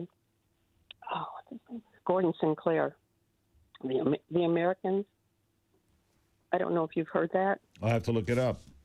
But I do appreciate the kind words, Linda. Thank you. That's the one that really got me when I was young. Just, oh my gosh. All right. It's wonderful, please. And the other one was someone mentioned the Star Spangled Banner. It's actually called the Star Spangled Banner as you've never heard it, because you can go on YouTube and there's all different things, but it's the Star Spangled Banner as you've never heard it. Linda, thank you very much. Happy Friday to you. Thank you for the kind words. Greatly appreciate it. Elaine, I can get Elaine in Iowa. Elaine, good morning. We got about 55 seconds. You can bring us to the end of the hour. What's on your mind? Good morning, Steve. My question is, if gas is so vital for our economy and everything, why can't the Congress, pass a law that we put it into law that it cannot be touched by executive orders by whatever president comes in and wants to shut it all down? Why can't we get a law that they can't do that? Because isn't that considered like national security? I mean, You would think so. Oil is the main foundation. Now, oil, energy, America runs on vast quantities of cheap energy. Without it, this economy dies. Without it, we can't defend ourselves. We need diesel fuel and gasoline. Elaine, we need to protect ourselves from the socialists. That's number one. Thank you for the call. Free Speech, Free for All Friday will continue right here going forward, all right? Appreciate seeing you today.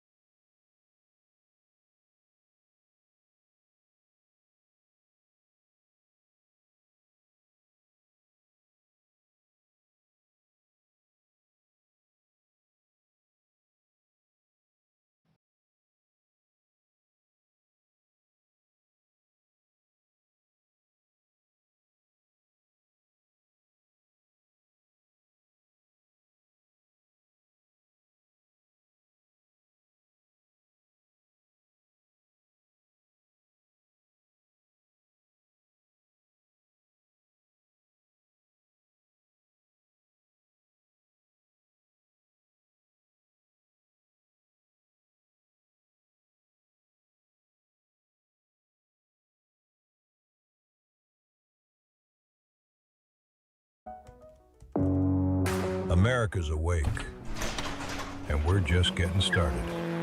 The headlines that matter, the stories they won't tell you, and the voices fighting to be heard. This is your country, your morning, your daybreak with Steve and Ivy Gruber. A new hour starts right now.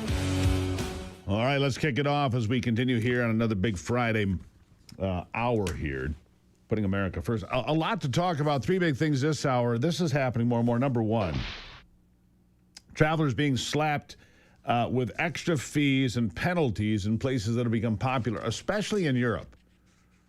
Almost exclusively in Europe, in fact. In fact, the city of Galway, Ireland, slapping tourists with another tax and fee. Number two, at a bit of being relevant, Keir Starmer and Emmanuel Macron trying to set up a deal for the Strait of Hormuz, of which they have been completely irrelevant thus far. And number three, it is Free Speech, Free for All Friday, when we take your calls. In respect of Rush Limbaugh, the godfather of all these conversations, he really is. Without him going through and busting it wide open, none of this would be possible. So we take calls in respect to Rush Limbaugh. 877-310-9966 all over America. 877-310-9966. Bruno is in Montana. He's been patient today. He's gone. All right. Bruno's no longer. He wasn't that patient today. Who's next then? Alex. All right. Alex in the great state of South Carolina, which I really like South Carolina, by the way. Alex, good morning. Well, good morning, Steve. Listen, I like your show very much, but I think you're not going to like what I have to say. On Free Speech Friday, you censored a woman who wanted to criticize another host. Now, you did not have to engage in that conversation, but if it was me, I would have said, thank you for your opinion, ma'am, and have a nice day. This is Free Speech Friday. You may say what is on your mind. I agree. I have two rules, and that's one of them. Two rules. Free speech, but free speech comes with guidelines. And I appreciate that, Alex. I have no issue with that whatsoever. But I am not here to discuss other hosts. But I appreciate your input. See how easy that is? All right, Fred in Ohio, how are you today? Oh, good morning, Steve. Long-time listener, first-time caller. All right. I'm curious, is Goshen still building that plant up near Green Charter Township? I'm not sure. So many of them coming on because they try to do these sneaky deals, right? They do these sneaky deals, and they do this all over the country. And they get non-disclosure agreements with the local politician, the state politician. Then all of a sudden they pull us, hey, surprise, everybody in this little community. And so a lot of them get blown up because of their own tactics, right? They don't behave properly as elected officials. They try to hide what they're doing from the folks that elected them, and then it all blows up. I don't know about that one specifically, Fred.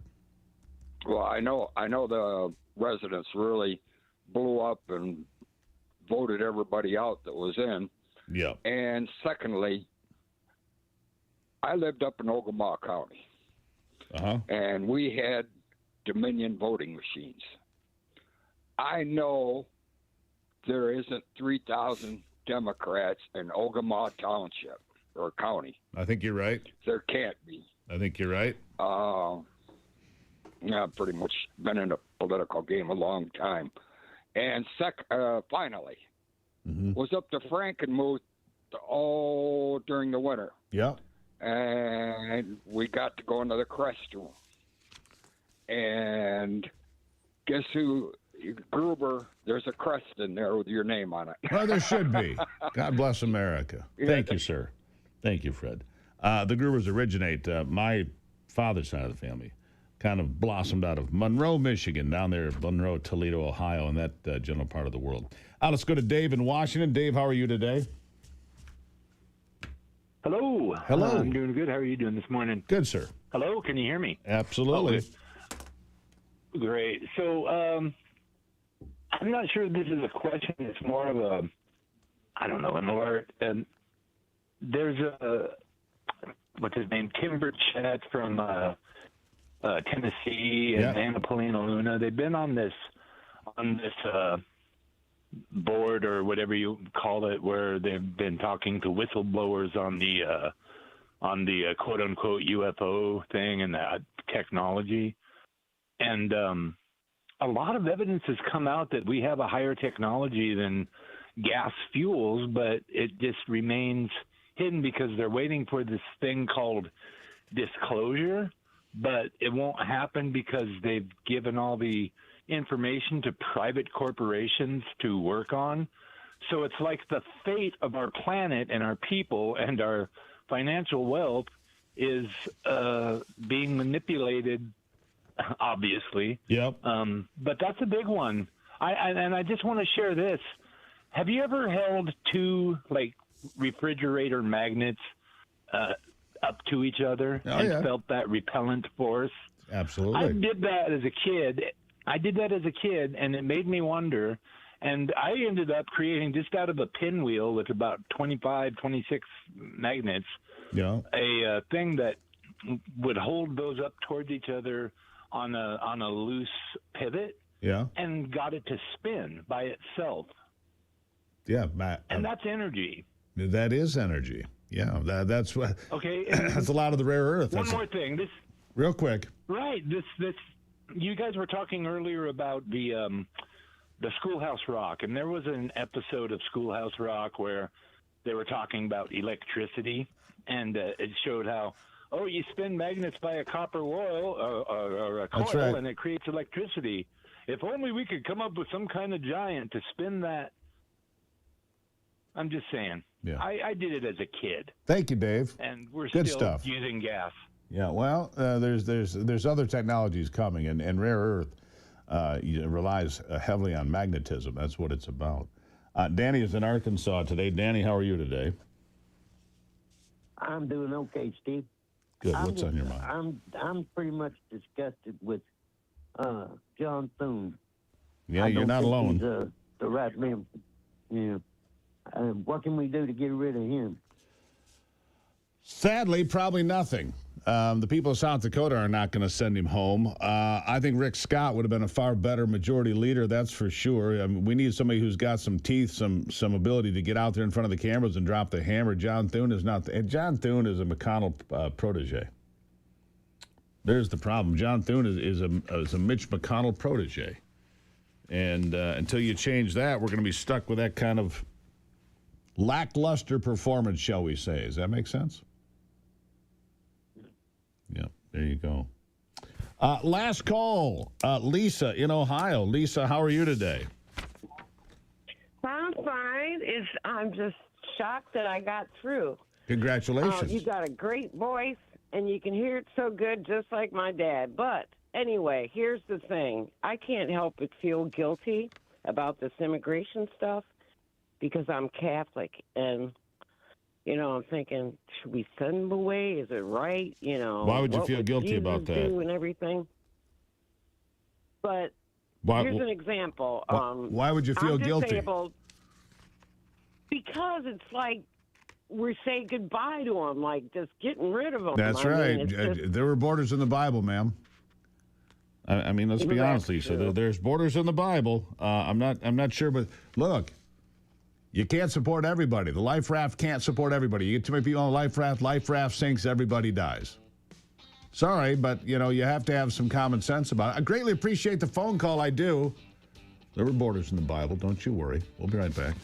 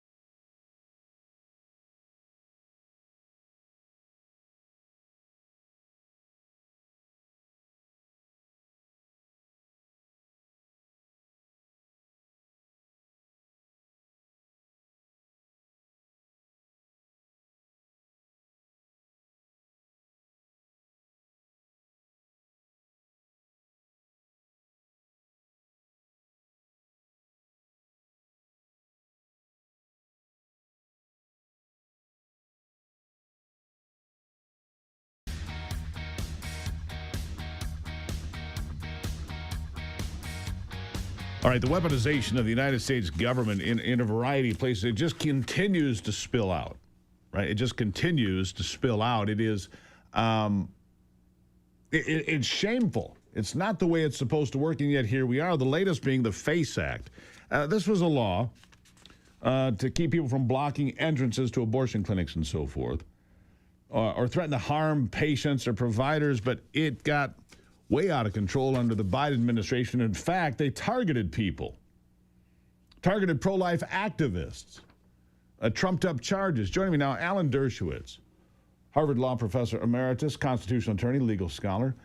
Mr. Dershowitz, always a pleasure to have you on, sir. Again, the weaponization of the government at all these different levels to target Trump, to target pro-life activists, to target conservatives, to silence them. The IRS, I mean, I can go from one agency to the next. It is shameful. And then these same folks sit there and say, well, Trump is weaponizing government. I'm sorry, did I miss a chapter? Because I see it coming from one side primarily, not exclusively, but primarily. Your thoughts?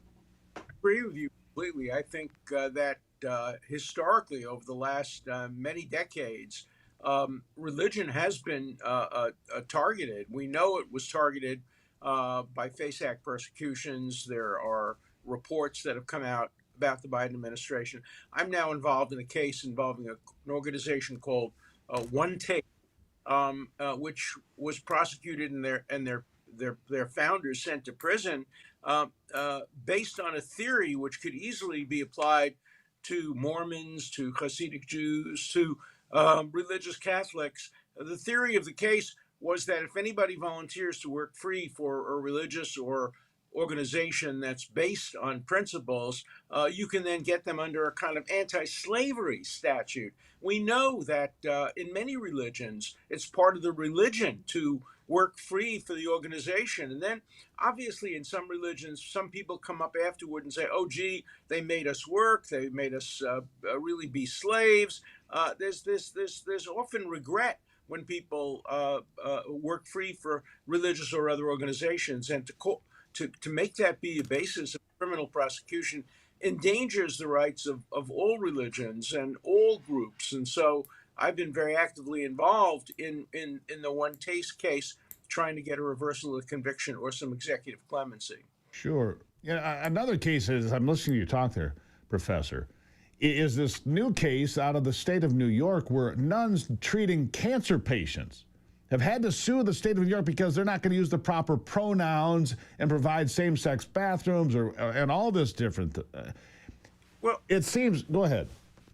No. Go ahead. I was just going to say, it just seems that you get these progressive laws that conflict with religion, be it Christianity, Judaism, doesn't matter, and then they go after the religious sect, whatever it is, and attack them because they're like, we cannot adhere to this. Look, the state of Colorado has lost how many cases, constitutional cases at the Supreme Court because they have attacked people's religious rights? I mean, but they never learn. They just keep coming back for more. No, I agree with that. The First Amendment strikes a very delicate balance. On the one hand, it guarantees the free exercise of religion. On the other hand, it also guarantees against the establishment of any particular religion. So the state is obliged to strike a balance, but the balance has to be struck in favor of allowing people to do what they believe is a religious obligation, as long as they don't interfere with the rights of others. And that's why I think these selective prosecution of religious people or people who belong to organizations, it doesn't even have to be religious. And again, in the One Taste case, it was an ideological group, and they went after the founders because people had volunteered to join them out of belief, out of ideological belief, and then they fell out of favor, they regretted it, and then they went after these people. And the indictment in that case endangers the Catholic Church, the Hasidic religion, Mormons, and others. That's why everybody, whether you're religious or not, whether you're Christian or Catholic or Jewish, should be concerned about the One Taste case, the misapplication of the FACE statute. It's all of one. And civil libertarians, and I'm a civil libertarian, a neutral, objective civil libertarian, or to speak out whenever there's an abuse of governmental authority to go after people based on their belief or actions based on their belief, Right. so that we appropriate balance struck under the First Amendment. To me, it strikes me as a selective reading of the Constitution. It is a selective reading because they never, those that come after religion, in cases like this, they always look past the free exercise thereof. They ignore that part of the First Amendment completely every single time, don't they? I agree with you. And, the essence of the First Amendment is free exercise. Correct. Yes, we're the only country really that has, specifically in our Constitution, an anti-disestablishment clause. There was a great debate in England at the time that was going on. But free exercise is the essence of freedom of speech and freedom of religion. And to go after people, whether it be purely religious or ideological, that doesn't matter. Under the First Amendment, free speech, ideology, religion, all have to be free under the theory, the philosophy of John Stuart Mill, who says basically the government can't interfere with you unless you're violating the rights of other people. And in these cases, I think we have to strike an appropriate balance. And I don't think the appropriate balance has been struck. I think that free exercise has been neglected, and there's not enough focus on the free exercise, not only of religion, but of political thought, ideological thought. Agreed. I've become involved in the entire world.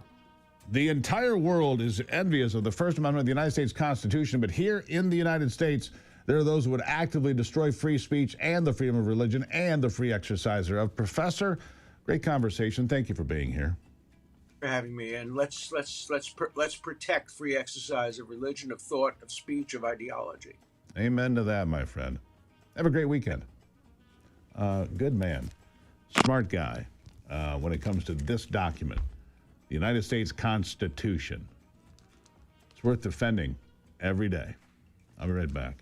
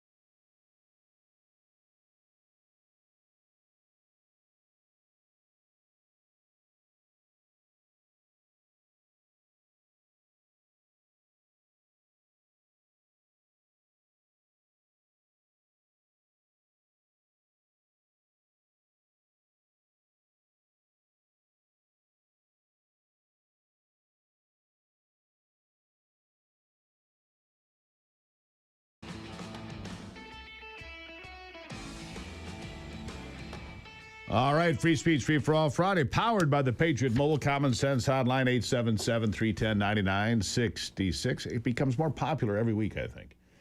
More calls, more places, more voices to be heard, like Eugene in New York. Eugene, welcome to the program. Yeah, I wanted to tell you, when I was working in corrections in New York State, yep, I stopped riots in Sing Sing. I stopped riots in Otisville, New York, with the Korean War veterans, the Vietnam veterans, and the World War II veterans. And I'm telling you, I was in it, and we were trying to save jails, to save people's lives, because they were going to torture the officers, and they were going to kill all the officers. I went up to Albany because I was a shop steward, and we went to a meeting, and the governor of New York wouldn't even come into the room because I was there, because he was deathly afraid of me for some unknown reason. I just wanted to get a contract from my men of tens across the board. And I try and I fought for that for my entire career. We should have went on strike 20 years ago, and we could have got it. And we could have got everything we wanted for 2 weeks. What's going on in New York now? What now? happened in the jail, Otisville Correctional Facility in New York State, everybody in the jail turned against me, and they all tried to kill me in my jail, except Korean War veterans and the World War II veterans and Vietnam veterans. They I'm glad you made it through, Eugene. They protected me. I'm glad you made it through. Greatly appreciate the phone call. Tough stuff up there in New York. Greatly appreciate the conversation. Let's go to Albert in New Mexico before we run out of time. Albert, how are you today? Hey, sir. How are you doing? I'm good. You need more coffee. All right. Thank you. Thank you. Hey, you know what? God bless America. And you know what? Thank God that he put Trump in our path, because I just want to say Trump's done a great job. And regardless of what everybody thinks, that he's got the right mindset and he's thinking everything out. Okay, that being said, my other main thing is that backs up that part is I like to say that, hey, did not the forefathers say, hey, in God we trust? He didn't say in Allah we trust, because, you know, to me there's two different things there. One you live, one you die. That's right. Okay? Thank you, Albert. Greatly appreciate it. He's a happy man. It's Friday. Why wouldn't he be happy? Amen to that. All right, we're going to take a break on Daybreak. Be back after this.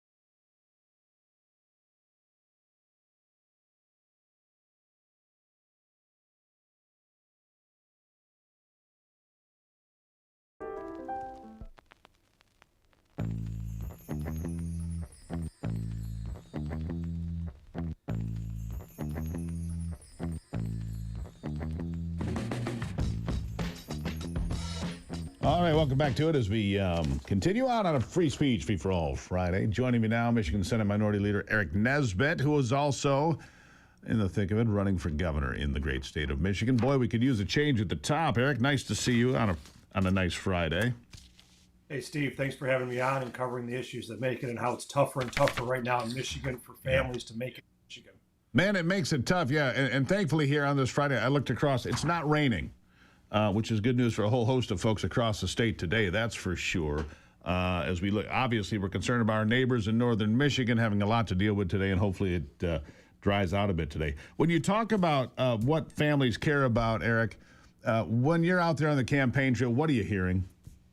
Well, as a farm boy who grew up on a 6th-generation dairy and grape farm, I know the value of hard work, and they want a governor who works just as hard as they do, solving the problems here in Michigan. As somebody who worked 5 jobs to get through Hillsdale College to get their degree in economics, I understand why America is the last best hope for mankind. Now, unfortunately, here in Michigan, we used to be a wealthy state. We're a welfare state now. We got to become a wealthy state again. If we're going to rebuild our infrastructure, join with President Trump to ban sanctuary cities, and work to make sure we get trades back into our schools so that we have that next generation of skilled tradesmen to rebuild our economy, rebuild our infrastructure, rebuild our manufacturing. That's what I'm hearing from Ontonagon on down to Monroe, from Port Huron to Muskegon, is that people want leadership and a governor who respects their pocketbook, who respects hard work, and who cares more about whether or not their kids can read at grade level than how many books they sell in Martha's Vineyard. Yeah. You know, I'm confused a little bit, Eric.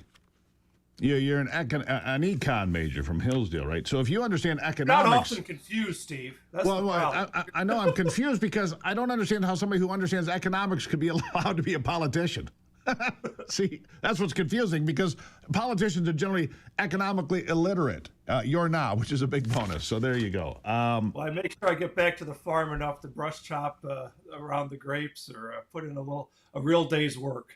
Yeah, well, you know, and look, hard work matters. These trade schools really matter. Getting people back into plumbing, electricians, carpenters, roofers, things that cannot be replaced by AI. And you make another point in your rounds.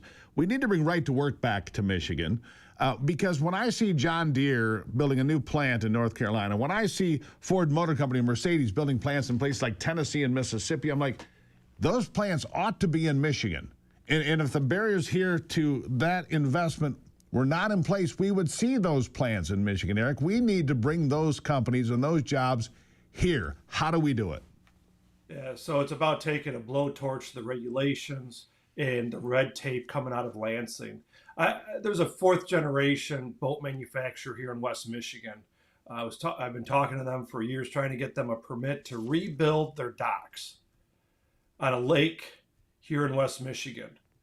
And they're 4 years in, $2 million of fees, and they still don't have a permit to rebuild their docks here in Michigan. 700 employees, 4th-generation business, and this is the kind of business environment that this governor has built up, along with the highest cost of energy in the Midwest, along with the highest cost of insurance in the Midwest, and some of the highest property tax in the Midwest. That's why I'm running to repeal the state's property tax and personal property tax, to lower the cost of living for hardworking Michigan families, and repeal the Green New Scam so we stop this industrialization of hundreds of thousands of acres of our farm and forest lands.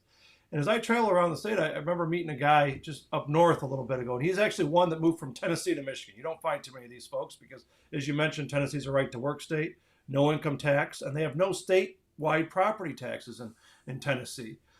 And he goes, he's told me he started adding up his costs of insurance, his cost of property taxes, utilities. And he goes, I come up with the fact that just for the privilege of living here in Michigan, he's paying $5,000 more per year. I don't know about you, but the farm boy, that's a lot of money. And that starts adding up so that you don't see that investment happening here from job creators because it's more expensive to do business here. You don't see people moving here because it's more expensive to live here. And believe me, we have a beautiful state. Our farmlands, our hunting lands, our trails, our parks, our lakes, 1/5 of the world's fresh water is right here around Michigan. And yet you look down to these other states that are growing and busting at the seams. And here in Michigan, it's just tougher to make it. And people just want a fair chance. And it's not just the economy, it's also safety. We have 2 of the 10 most violent cities in America, Detroit and Saginaw. And so if we're going to keep Michigan families safe, we have to join with President Trump to ban sanctuary cities, to make sure local law enforcement is working with federal law enforcement, working with state law enforcement. Yeah, all true. All true. By the way, looking up that Holland Boat Manufacturer. Nice company, by the way. It's actually been going on since 2021. I just pulled the permits on it. You build. I need to update 5 years instead of 4 years. I guess we're right. It's been going on longer than you thought. Here's the deal. That company went to Florida this year, sold 49 yachts, or whatever you want to call them. 49 boats, more than triple what they expected. This is the kind of success story you should embrace in Michigan, not penalize. And a great family business there that Ivy and I are very familiar with, by the way. So I didn't realize they were fighting for a dock. It's a dock, people. They're a boat company. And this is the kind of silliness that we get involved with in Michigan. Anyhow, last word to you, Eric. We need to make it easier for big companies to, and they have, like you said, 700 employees. Right? We need to make it easier for people to do business in Michigan, not harder. Last word to you. It's not just the big companies, it's small companies such as restaurant owners. I was talking to a few months ago in Adrian where this gal says, I'm done. This is the last day. I'm closing down. 12 employees are losing their jobs. I just can't make it in Michigan anymore. All the new red tape coming out of Lansing, the property taxes. I'm going back to Ohio. And those are the stories that you don't see on the front page, but those are the stories that these business owners and job creators just want a fair shake. And as your next governor, I'm going to have their back. I'm going to make sure that they can actually make it here in Michigan again. Eric Nesbitt, tell them where they can find you. NesbittForGovernor.com. We're on X, Eric Nesbitt, Facebook, TikTok. We're out there talking to people around the state. Only candidate that's been to all 83 counties. Continue to engage the grassroots because it's too important for Michigan to we got to make sure that we turn the state around and shake up the status quo in Lansing and take a flamethrower to the regulations up in Lansing. There you go. Eric, really appreciate it, my friend. Thank you. Hey, thanks, Steve. God bless you. Have a fun day on Free Speech Friday. God bless you on Free for All Free Speech Friday. Thank you, sir. All right. Did you know that American homeowners nationwide have over $32 trillion in equity because people pay their mortgages? But cyber criminals are targeting that money with a growing scam that the FBI calls house stealing. House alarms, doorbell cameras, deadbolts. They don't work against these thieves. They're not after your stuff. They don't care about your flat screen TV. They want the equity you've built up by dropping your mortgage payment in the mail every month. If your title isn't being monitored, scammers can transfer the title of your home into their name using a one-page document they file at the county. Then they take out loans against it or even sell it behind your back. The scariest part? You won't find out until collection or even foreclosure notices start hitting your mailbox. But by then, the damage has been done. The best way to protect your equity is with triple lock protection from my friends at Home Title Lock. Triple lock protection, 24/7 monitoring. Alerts of any changes, and God forbid if the worst happens, restoration services at no out-of-pocket cost to you. You can check on your home's title today and make sure you're not already a victim. Promo code is Gruber. HomeTitleLock.com. Promo code Gruber. HomeTitleLock.com. Protect yourself. Sleep well tonight. More of your calls and more Ivy after the break. Man, what a great way to end the week. It's straight ahead.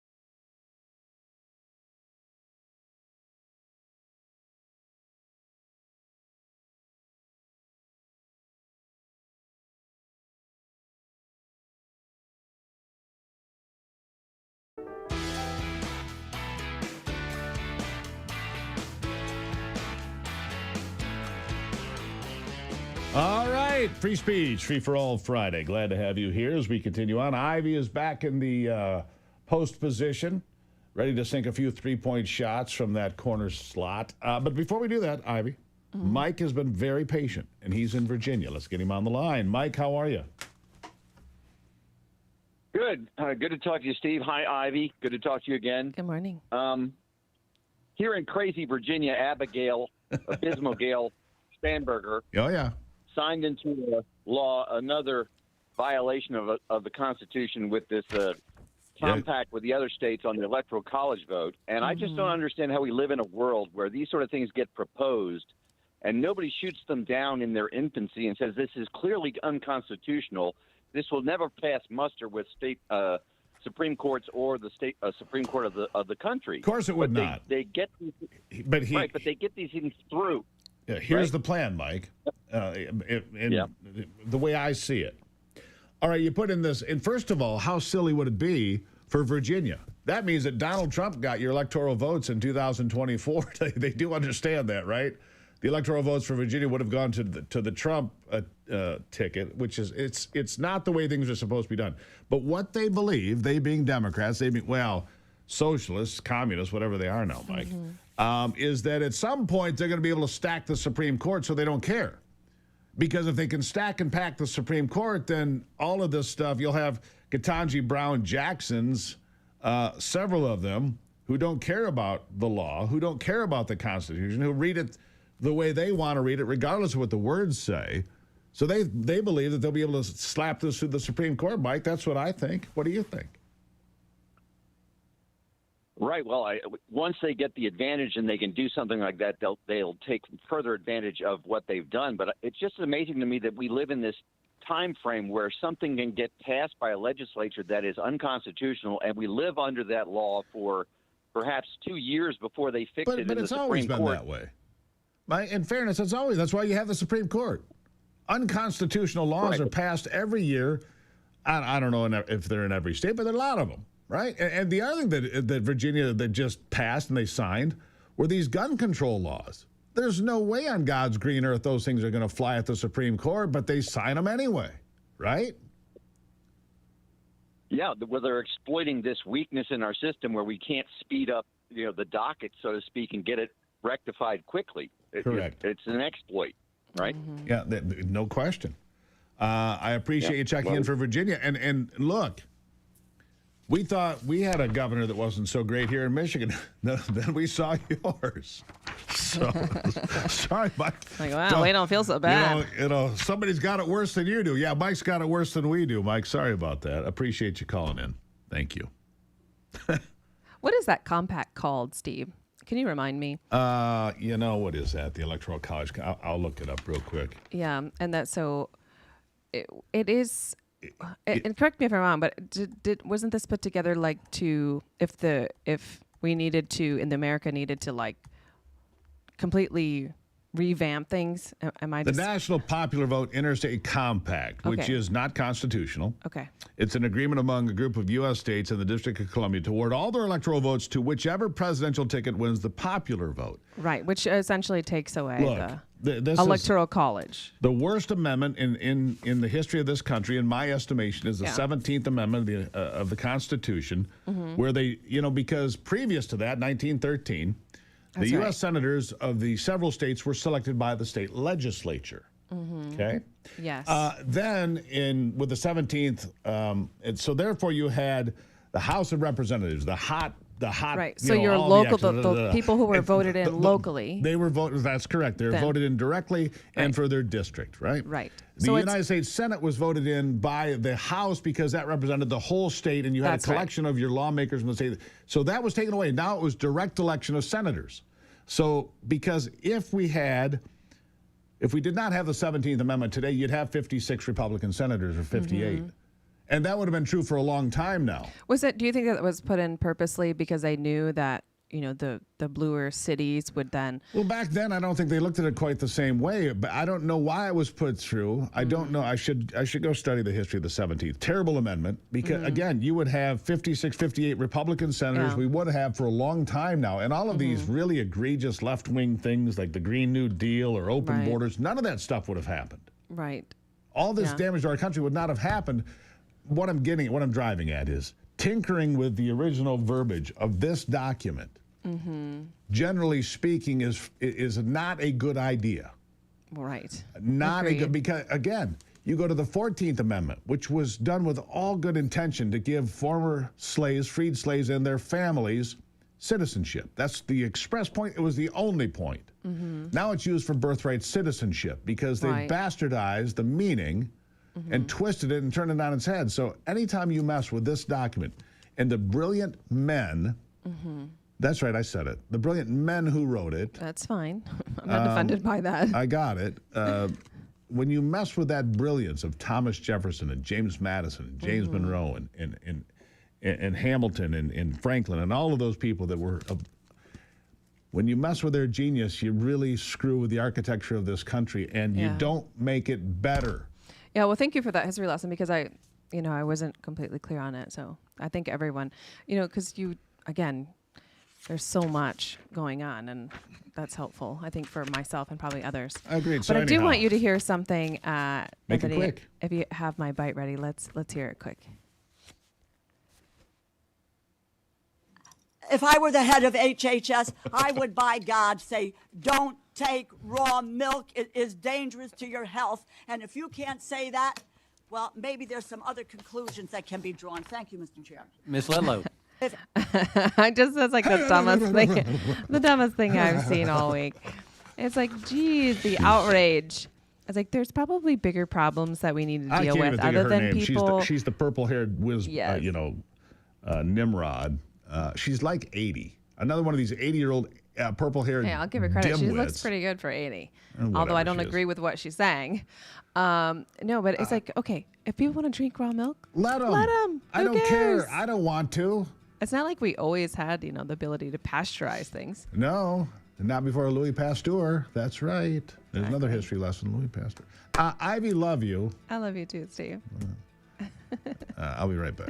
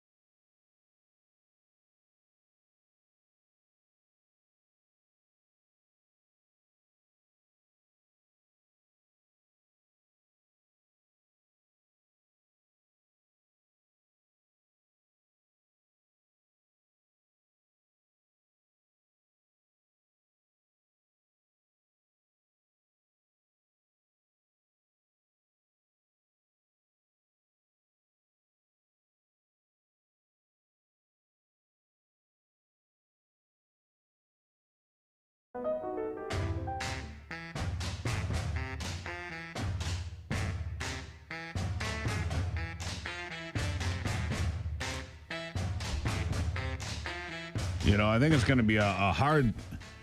Talking about this interstate, National Popular Vote Interstate Compact. 222 electoral votes represented in this compact currently. However, after the next census, California is going to lose 3. Illinois is going to lose 2. New York's going to lose 1. So you'll be down to 216. You might be down to 215, right? Because the big red states, Florida, Texas, Tennessee, Idaho, all gaining seats in the Electoral College, all gaining seats. And one other states, and I looked at the list here of the states that are in. All the big states are in. California, New York, Illinois. They're in, right? Maryland, New Jersey, Massachusetts, little states too, Vermont, Rhode Island, Delaware, New Mexico, Oregon, Minnesota, state of Washington is in, Maine, and now Virginia. You don't have, right now you'd have to find 48 more electoral votes. You don't have any big prizes out there. And the number of the states that come along, there hadn't been one since 2024, Maine. Before that, 2023, Minnesota. Before that, 2019, Oregon. This goes back to 2007, right? So it's been this ongoing effort to get there. They're going to run out of gas. And then when they do get to the National Popular Vote Interstate Compact, if they ever broke 270, the census would bring them back below 270. So really now, they don't need 48, they need 55. And it's just not there. Sleep well, my friends. The Electoral College isn't going anywhere, at least not for a couple more rounds. Fight the good fight, keep the faith. God bless America. I'm Steve Gruber. This is Daybreak with Steve and Ivy Gruber. I'm glad to have you on board today. And remember, only you can save America. Have a great weekend, my friends.